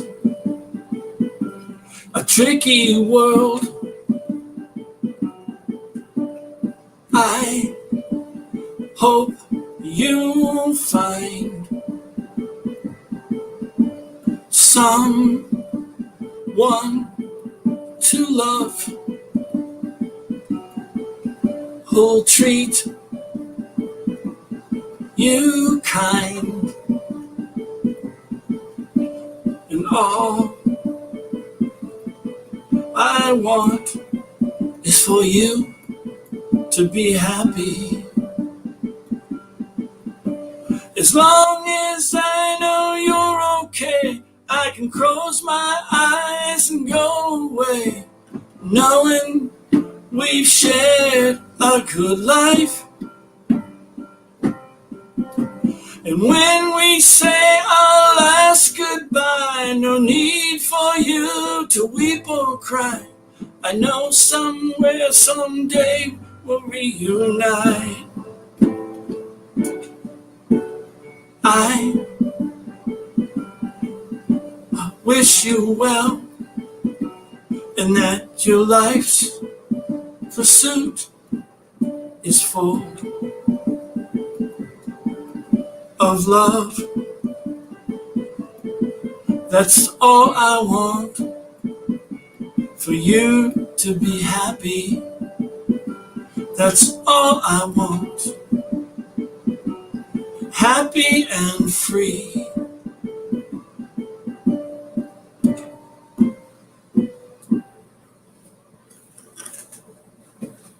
That's a beautiful song. Thank you so That much. is a beautiful song. When you wrote that, what were you thinking? What was going through your mind? What was Well, happening? it's just that I want my kids to have a good life, and I want them to have I want the world to be hopefully a better place, in the future for them.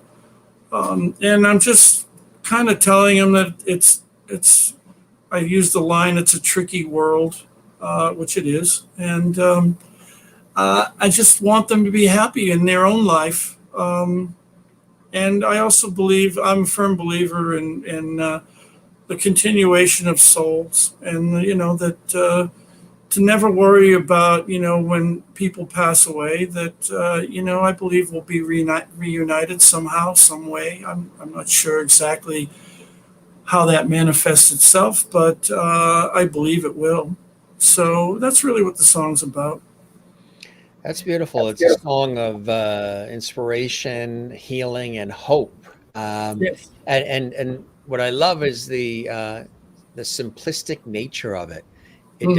It doesn't need all the frills and all the other, just the basic, simple authenticity and organic nature of that sound and of that song and of the lyrics, the melody and the lyrics, and the pacing of it.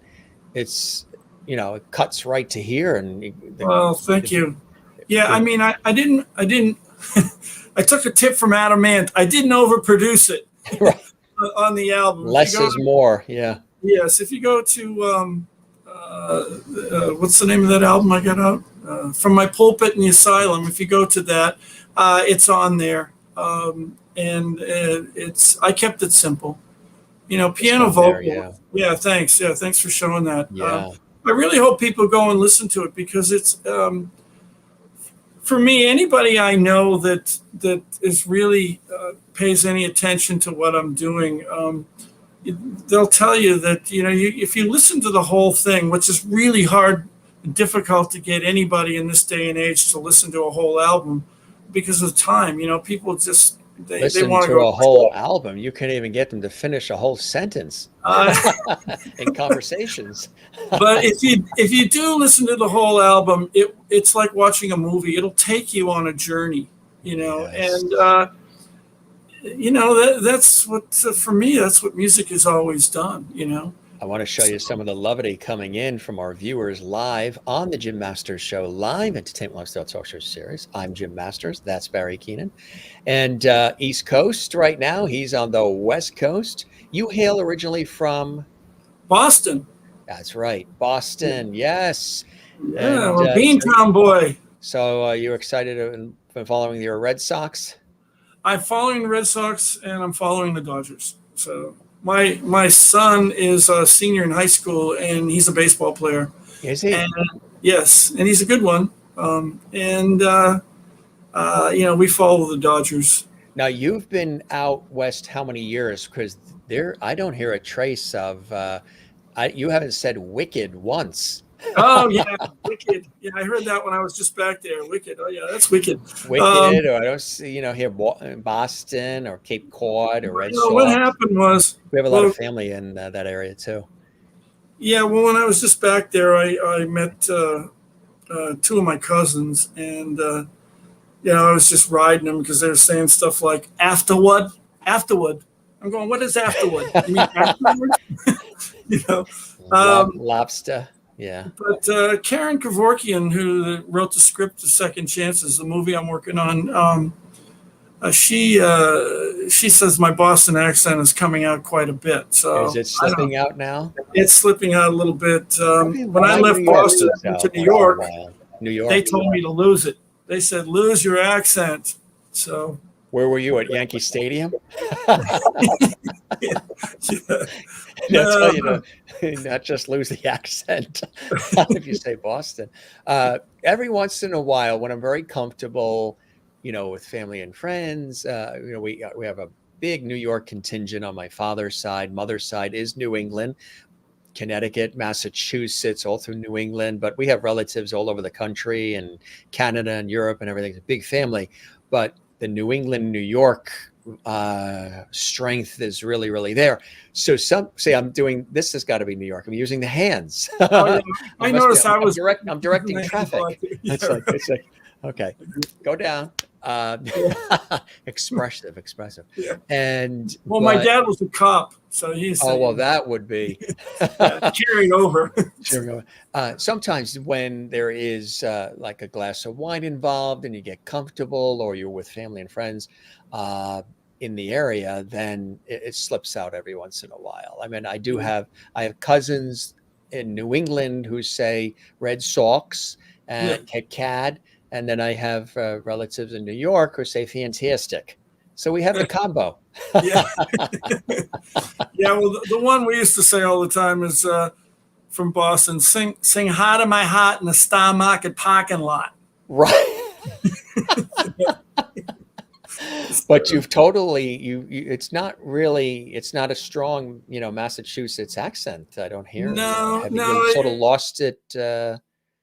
Have you picked up any of the California sound? Yeah. Have you picked up any of the California? I don't even know what that is. I know it's sort of. Yeah, I know. What would it be? It's such a conglomerate of races people. here. There's nothing that stands out, right? Yeah, and a lot of the people I talk to, they can't even speak English. So I'm just like, So that takes care of that. Heavenly is very observant. She says she sees you collect masks. Very cool. Would love to hear about the masks. There are masks behind you on the wall back there? Yeah, the masks are, you can see them. There's a whole bunch of them there. They, I started collecting them when I would go different places, Mexico, other places around the States, Canada, and I was just fascinated. And what got me into it is I was doing an album with Barbie Benton. Now, if people don't know who Barbie Benton is, Barbie, sure. Yeah, well, she was Hugh Hefner's girlfriend, and I think I'm not sure about this, but I think she was the first Playboy centerfold. And she was with Hugh Hefner for 12 years. I was doing an album with her as an engineer. And she actually, when her and her husband, George Grotto, would go on vacation, they would go to Africa, and they would go live with the African tribes. They would always go to a different tribe. And she collected masks, but she collected the real deal. And she had a whole room of all these African masks, which is what got me thinking. And then I said to myself, I need an audience in my studio. So I figured if I put a bunch of masks up there, I'd have someone to sing to. Oh, that's a cool idea. I like that. Well, we have an audience here as well, and Mr. George Burns is always with us every night. Hello, George.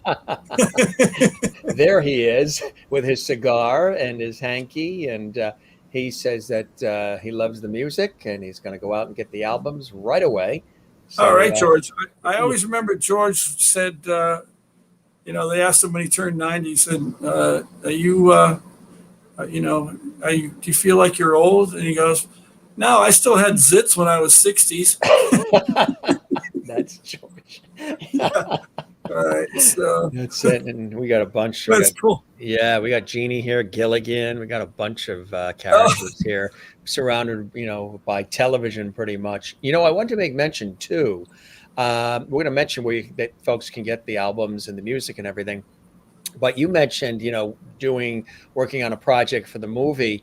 That you won the award. You were the recipient of the Arts for Humanities Award because of that song in the incredible movie by Jean Claude Van Damne, which was the song "Fight for Love." Tell us about that. I mean, that's incredible to have that happen. Well, okay, so I've received 2 awards. The first award was for a song off my first album called Knocking on Another Person's Door. And I received the Arts for Humanity Award for my, quote, important contribution to humanity. The second award was received in Nashville for I had 5 songs in the movie Kickboxer by Jean Claude Van Damme. I got there because I was the engineer for Bloodsport, which was Van Damme's first movie. Right. And the film composer, Paul Herzog, he had brought me on to be the engineer and mixer of the music. And that was great, and that all worked out good, and it was a box office success. And then Mark DeSalle, who produced Bloodsport and directed it, was doing Kickboxer. And I got invited by Paul to a screening when the movie was still 3 hours long, and it had to be whittled down, and they were looking for some input. And it was just me and Paul Herzog, the film composer, Mark DeSalle, producer director, and one other guy, I don't know who he was. And nobody introduced me. I just showed up. I'm sitting there just feeling kind of odd, but I watched the whole thing. But as it was being played, Mark DeSalle would go, "I'm keeping this footage right here. I'm not going to have any dialogue. I need a song." And that's what I'm sitting there going, "Oh, okay, he needs a song." So there were a couple of places like that in the movie. So I went home that night, and remembering what I saw on the screen, I wrote "Fight for Love." And I demoed it that night and gave it to Paul Herzog the next day, and he brought it to Mark DeSalle. And according to Paul, when he played it for DeSalle was like, "Oh my God, this song looks like it was written for this movie. I mean, it's so perfect." They had no idea that, I was a songwriter. And, so it was just being at the right place at the right time. That's all. Yeah. Again, one of those moments that keeps things rolling, keeps things going for me. Have you done a lot of commercial work, jingle work? Did you get into any of that world as well through the years? Well, I did get into, when I first went to New York, Billy Davis was vice president of McCann Erickson. And Bill Backer, who I ended up writing with a song with, he was the president. And it was during the I'd Like to Teach the World to Sing years. And then Coca-Cola picked it up and used it. They were Coca-Cola. They originally wrote it for Coke. And is that why it was originally written? It was originally written for Coke, and then they were getting such good response. They wrote, them and Roger Cook and Roger Greenaway, 2 other writers. So it was 4 of them, I think, on that song. And it became a song on the radio and everything else. Yeah. Yeah, it was a big hit. Yeah. But my first voyeur into commercial songwriting was I wrote a song for Heinz 57 steak sauce. Oh, did you? Yeah, and it was torture for me. So not to put you through any torture, but do you remember it?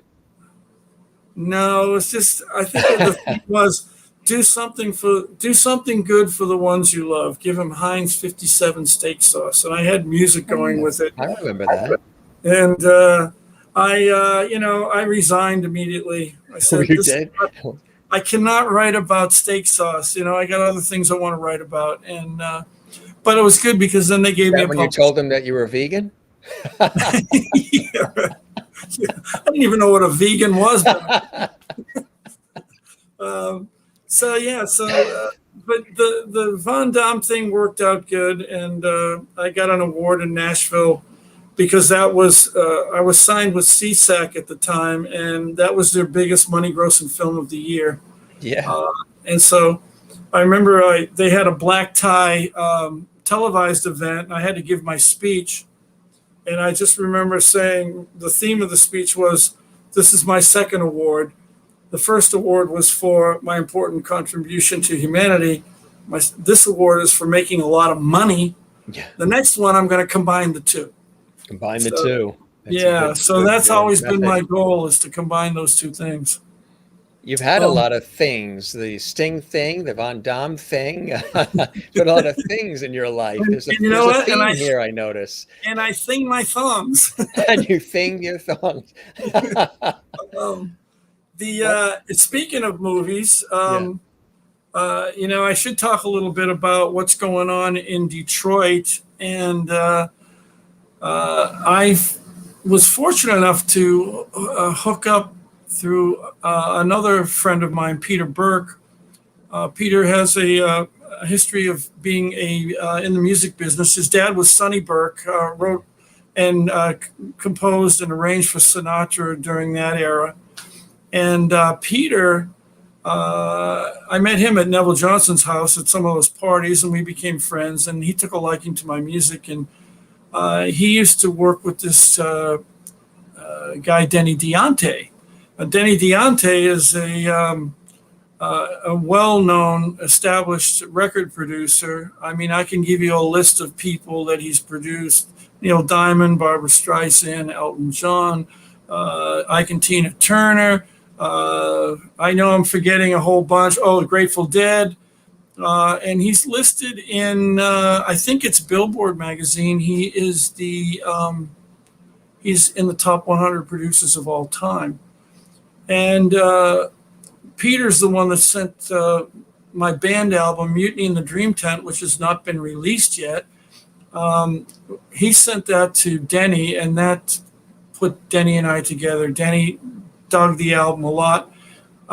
We have since been working together, and Denny is music supervisor on this film out of Detroit called Second Chances, which I mentioned earlier, written by Karen Kevorkian and Henry Catrona. And the movie, I personally think the movie can be a smash movie, because the theme is basically people struggling with their interpersonal lives, struggling with their physical lives, and trying to figure a way out. And in the end of the movie, the characters, through different personal roads, are able to find themselves. And it's a movie of hope. And Denny called me up one day and he said, I'm music supervising this movie, and this song I co-wrote with a girl from Jerusalem, her name's Shauna Schwartz, and another girl from Newfoundland, Canada, Lucy LeBlanc. We wrote this song and I recorded it. It's very sort of an MOR song. It's called I Can Fly. I really stepped out of my wheelhouse with that one, because like I said to Denny, I know Denny produced Barbra Streisand, and I said, do you think this is like a Barbra Streisand-y kind of song? And he said, yeah, it could be, but with your voice, it isn't. Mm-hmm. So I thought that was interesting. Since then, I've been sending music to them, and they've been taking a lot of the music. I think now they've got like 6 of my songs for the soundtrack album. From what I understand, there's now been a major distribution deal on the soundtrack album. They want to release the soundtrack first before they do the movie. It's an old school way of doing things, but they figure that the music will be able to generate interest in the film. So I'm excited to be a part of this. They're great people. They're all very talented. It's a great script. They've got executive producers, this guy, Mark Koch. He's done a couple movies that have made over $300 million at the box office. He's no slouch. Arthur Sarkisian is involved. He's just finishing up a movie with Liam Neeson. And he said when that's done, he's coming on here to get busy with Second Chances. So I'm excited about this. It's a great way to widen my audience, if you will. And I think the movie's going to do really well. And it's exciting. And I'm hoping that that this Denny's been doing all this stuff for me, and I hope that. I hope the plan is, Denny, if you're watching, I think he is watching, that Denny's a lovety. He's a lovety, yeah. Denny's a lovety. If we can get Denny, then to get enough momentum out of the soundtrack for this, then I'm hoping we can release my band album, Mutiny in the Dree Tent, because it's a great album. Very different from my Pulpit in the Asylum, way different, but I don't believe in doing the same thing twice. So, Right. and I learned that from a group called the Beatles, who, Yes. yes, you know, and Yes. as a matter of fact, everything I learned pretty much is from the Beatles. It's from the So, Beatles. Yeah. This and I is still learn from the Beatles. You're still learning, right? Yeah. Life is constant learning, lifelong learners, and that's the way to think about everything. What are some things, speaking of that, Barry, what are some things during this time that we've experienced, in the last couple of years that have been really unusual, with the pandemic and everything else going on, that were teachable moments and that you've learned about yourself? Because there's been a lot of time where, though you've been busy releasing albums, creating and all, there's been a lot of time to reflect, and everybody's been reassessing their lives and what they've done thus far and what the next chapters they would like to see, turn into. How about for you, for Barry Keenan? What has Barry Keenan been reflecting on during this time? Well, I reflect on during this time and before this time.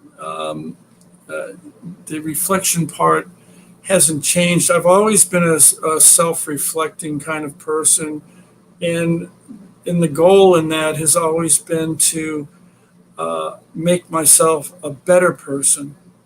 And that's the goal, because certainly, I'm not perfect, and I make mistakes, and I'm a sinner like everybody else, and try to make up for my mistakes, and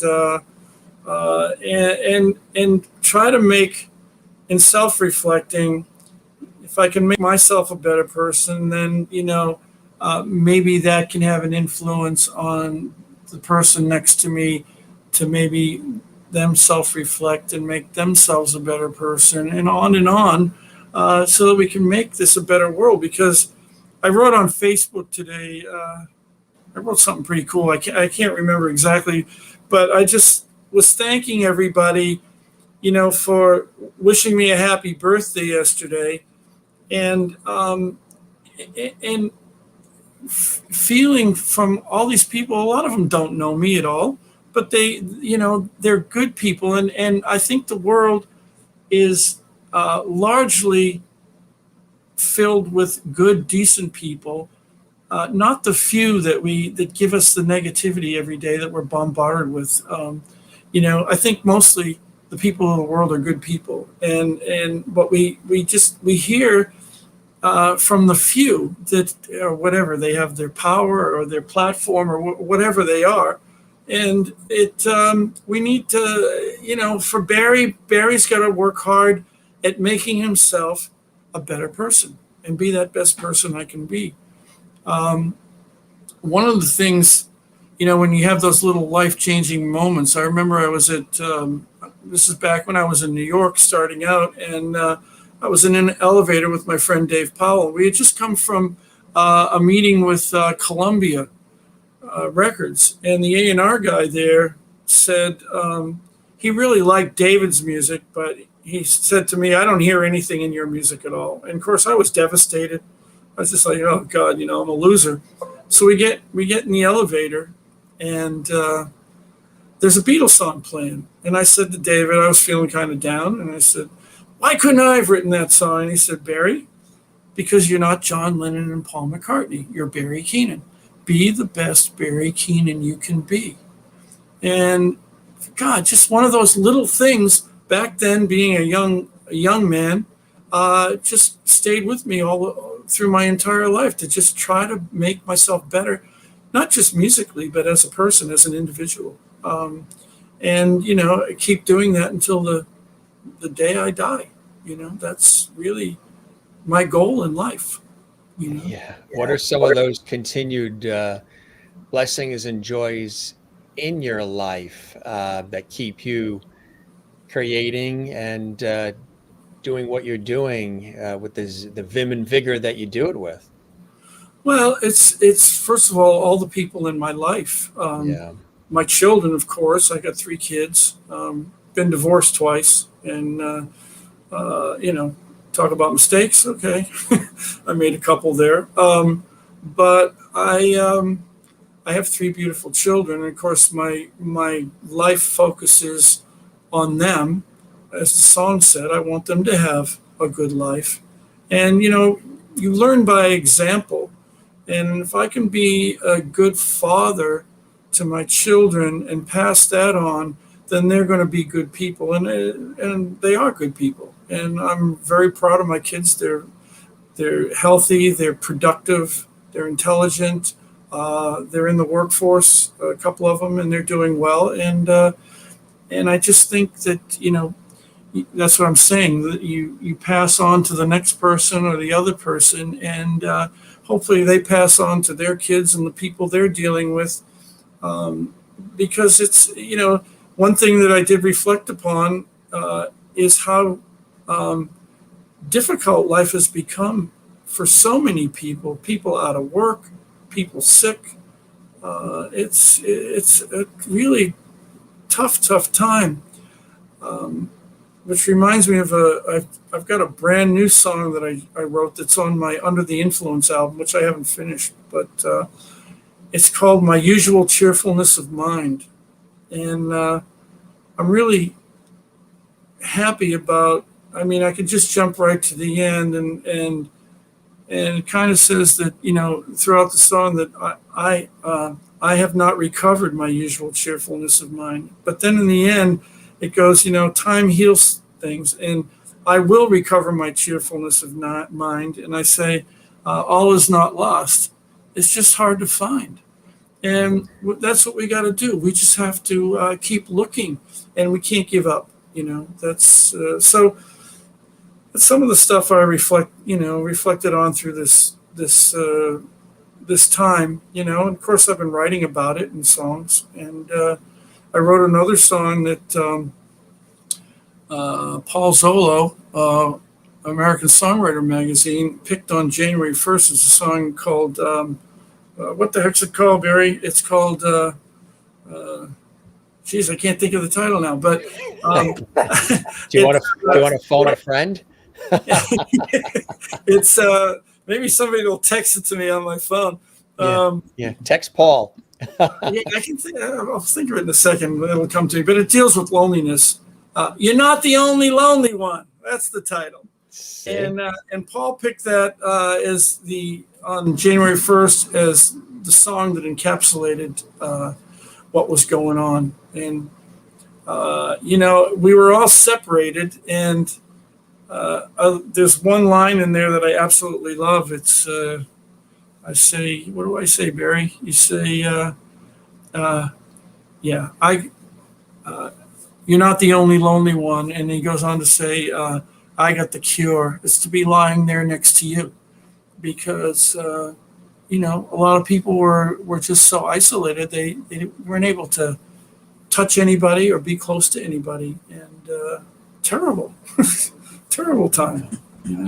Well, we have something a little positive. Everybody here, the audience, the viewers, the lovelies have been wishing you a happy birthday, and that is fantastic. So from Jim Masters and the Jim Masters Show Live and all the lovelies, happy birthday, Barry. All right. Hey, there you go. Thank you so much. Your name up in lights.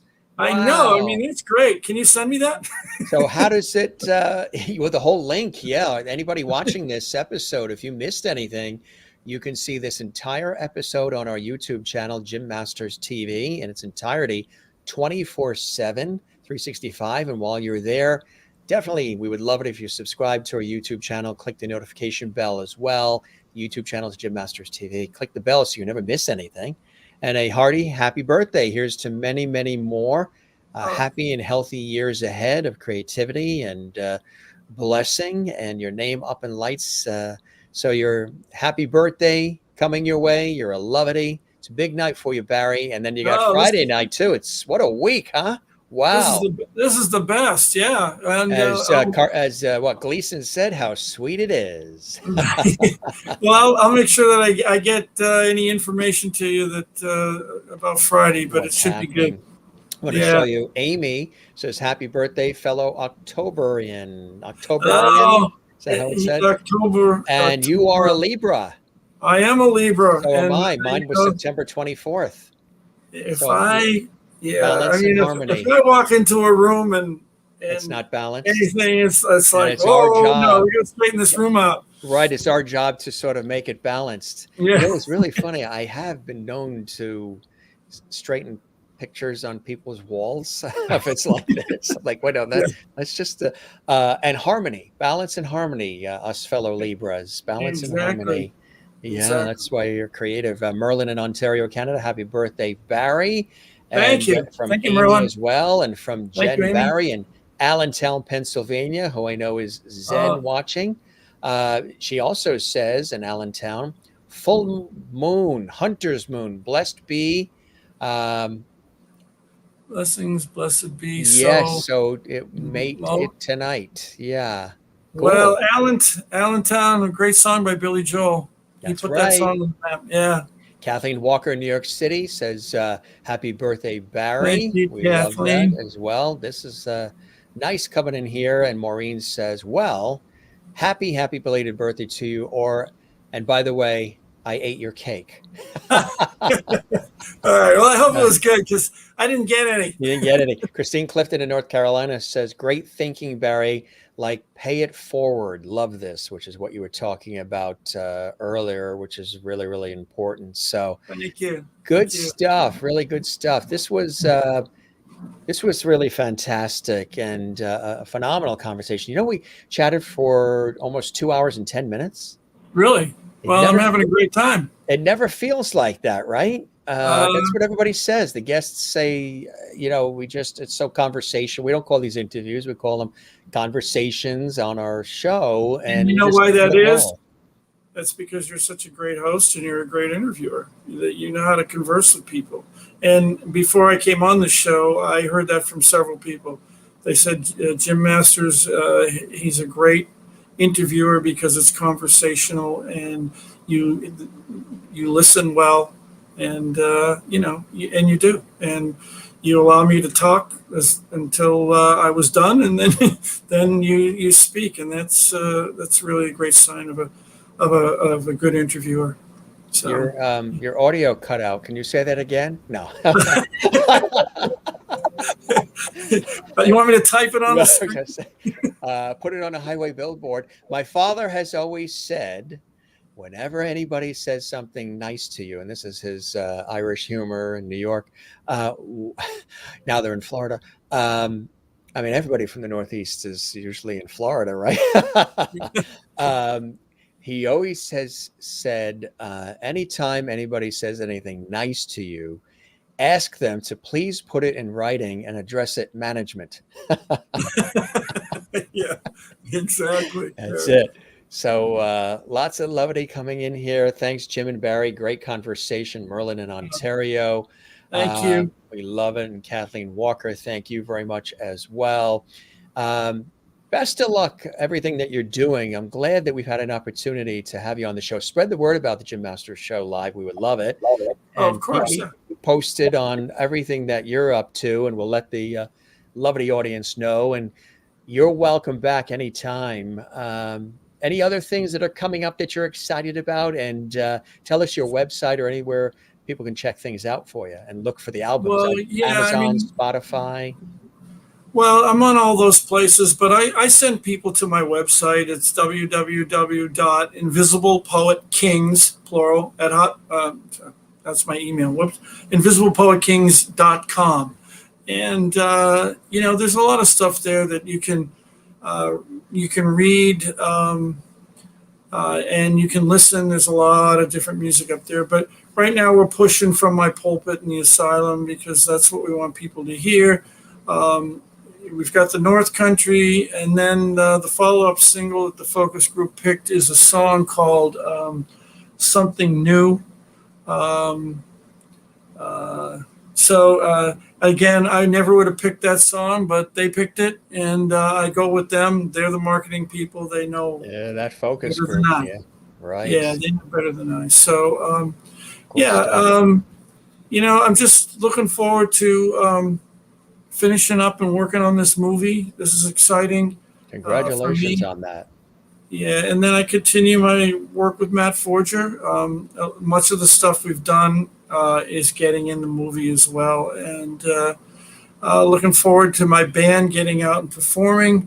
Yeah, you must miss that, huh? I do. Performing for an audience for me is, just as important as writing a song and recording it. It feeds you. Yeah. Yeah, yeah. I mean, especially when people like it. When they start throwing shit at you, well, that's different. But but when they when they like you, then it's good. It makes you feel good. It makes you feel like you're doing something worthwhile. Absolutely. And, Jane in Sweden is still up late. She says, "Happy birthday, Barry." It's probably like oh, 3 happy a.m. where birthday! she's Thanks, Jane. in Sweden. And Maureen says, "This has been a fantastic evening. Thanks, Jim and Barry, for bringing me out of my funk." She needed Oh, the levity. She needed the levity. So it was good, accomplished. That's a team effort. It takes a village. Fun that's show what tonight. it's all about. That's That's right. what it's about. Jen in Allentown, Pennsylvania. Fun show tonight. Mary in Florida. Wonderful show with Barry. Such a lovely man with a beautiful voice. Mary Bishop in Thank you. Florida. Thank you so much. Yeah, I love that. And Amy says, great show. Lots of fun and levity. And Christine in North Carolina. Happy birthday, Barry. My birthday is Sunday, the start of Scorpio, but I'm like a Libra too. Thanks for an enjoyable evening together, Barry. Okay. Always nice when you're here, Christine Clifton. Absolutely. And Merlin, thanks, Jen. Happy birthday to you. Happy pre-birthday for Christine as well. Absolutely. Thanks, Jim and Barry. Great conversation. Good stuff. This was awesome, my friend. And we'll definitely keep the porch light on for you. Really a blessing to have you here. Jen Barry says, Barry, come back soon. Thank you. Allentown wants you back. Oh, good. So do we. I'm living there in Allentown. That's it. Now Jen is really zen hearing that. And Karen says, so proud of you. Karen Kevorkian is watching. Oh, well, she's welcome, Karen. Karen, you are a levity on the Jim Master Show live as well. She is a levity. There she is. Well, can you see the font? The font is a little small. Can you see it? So proud of you, Barry. Yeah, Karen Kevorkian. Thank you, Karen. You're welcome, Karen. We call her KK. She's a wonderful human being. Yeah. That's wonderful. Always trying to better, help improve everything too. So that's why I'm good to be. Beautiful thing. Absolutely. Yeah. Jane in Sweden again says, thanks for the show, Jim and Barry. It's almost like 4 a.m. Jane watches live in Sweden. And she has like 1 hour before she ends up having to go to work at the airport in Sweden. Oh, that's what you call levity dedication. And everybody that's here and all the ones that'll be watching this in the archives later on our YouTube channel, Jim Masters TV. We love them all. And you're amazing, my friend, a prolific career, a wonderful talent, a class act. And thank you. I hope the show met whatever expectations you had. Oh, this has been great. You're great. I'd love to talk to you. And next time I'm in Connecticut, I'll look you up and go out and have some dinner. That sounds good. Come back east, Connecticut, New York, wherever you are, Philly, back home in Boston. Yeah. You're a good dude. I like you. I appreciate that. Don't forget, put that in writing and address it management, which would basically be me. Why don't I just write you a recommendation? That's it, right? No, you don't want a recommendation from me. I'm just a musician dude. That's I needed some money, and I was pretty destitute, and all the stuff I've done. I went to Ralph's, which is the local market chain, supermarket chain. Actually, they're the largest one. It's Kroger. And so I did my resume because the only thing I can put on my resume is I'm a musician. I'm a songwriter, singer, performer, all that. So I put all the stuff. I've run my business for years. I actually own a record label. I have a publishing company. And all that stuff. So I know how to do business. But when I sent my resume and I got a reply back and said, we're sorry, but you do not meet the criteria for the kind of person we want in our store. So I thought, okay, well, so that's what I'm saying. You don't want me to give a recommendation. I bet you they would have loved you at Stop and Shop in Boston. Yeah. I was in there one day at the grocery store, and I told that story to the guy who was bagging me, and he goes, "Oh, it must be because you're intelligent." So, anyways, The guy that was bagging you? yeah. Forget about the groceries. Yeah. So yeah, life is good. And as you've realized on this show, levity, that's why we say the show has a lot of light, love, and levity or levity. Humor, and I love humor, it breaks the ice. It just equalizes everything like music does. I love levity, and I love making people laugh and laughing with them. It's important, isn't it? You got to laugh. You got to laugh. It's as important as anything, because it's just a great way to relieve some of the pressure and the stress and all the crap that we all go through every day. And yeah, you have to laugh. And You do. I think one of the reasons I got involved with this studio was because, this movie is they actually say that I'm very funny. So Yes. so that's good. They say they're laughing all the time. I don't I don't know what they're laughing at, but You want to show you? Yeah, they're getting it. Lucy LeBlanc is here, and she says, "Enjoyed the show. Thank you very yeah, much." yeah. And Lucy also says, "Thank you for mentioning I Can Fly." Yes, of course. Welcome, She's a Lucy. writer.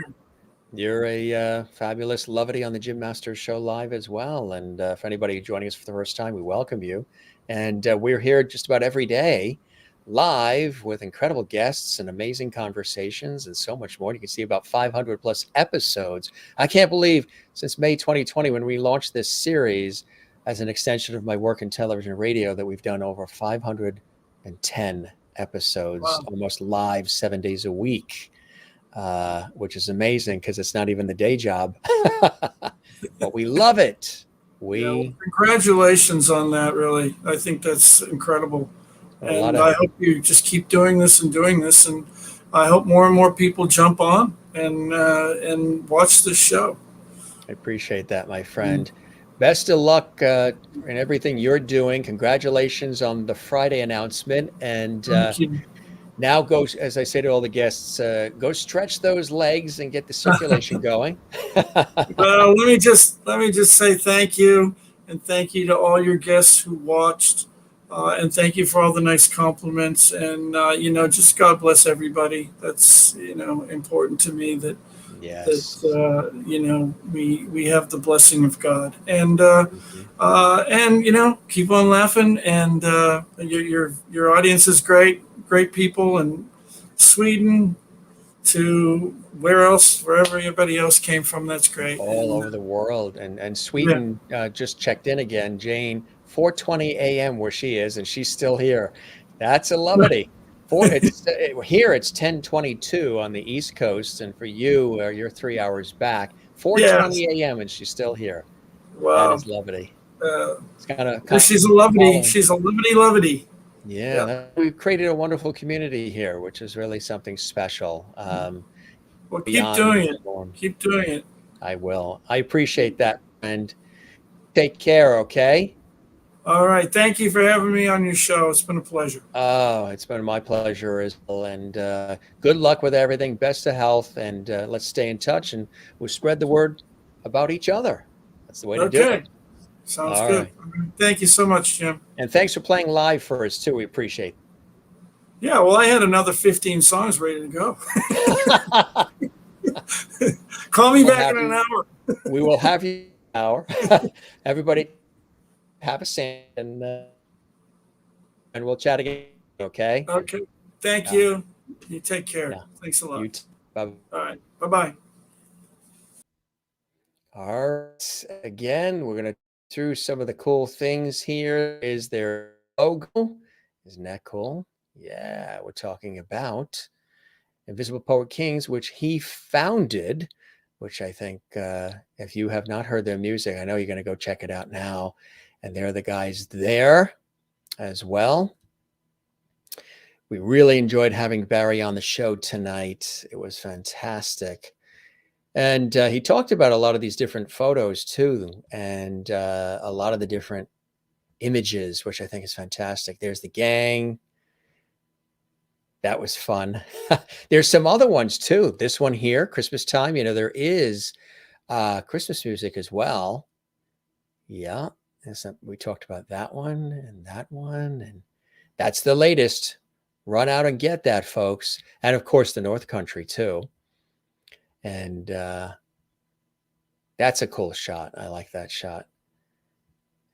And another very poignant moment there that Barry shared with us.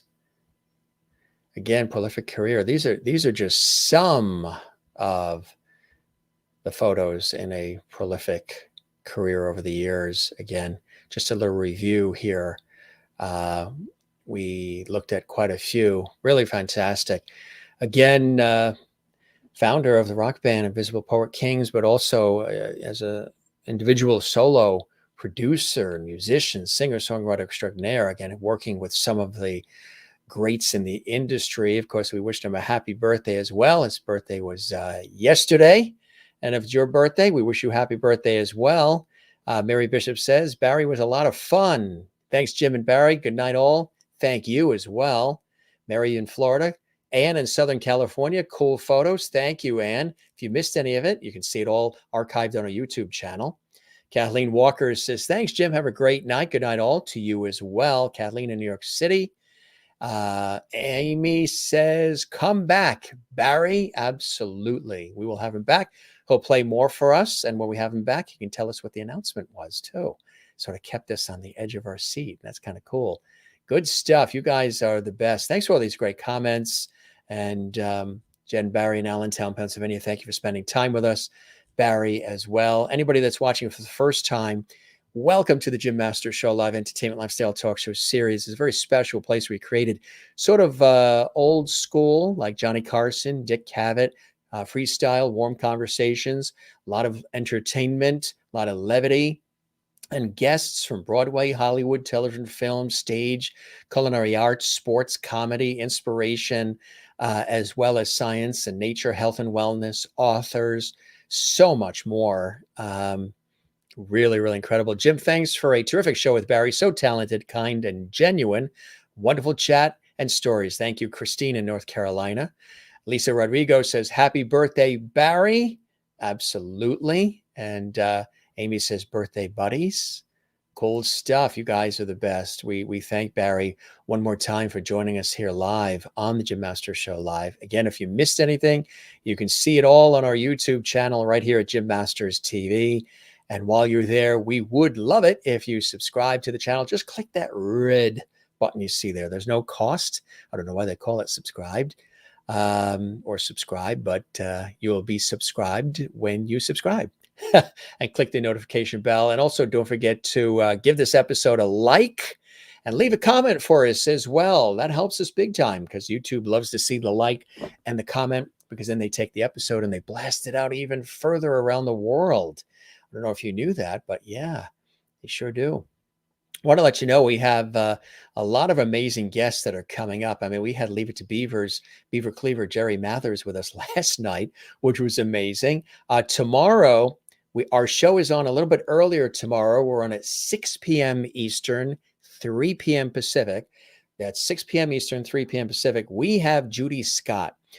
Judy Scott is absolutely amazing. She wrote this book, which details the time she spent with, of course, another amazing, composer, arranger, the extraordinary Leonard Cohen, Hallelujah, and, so much more.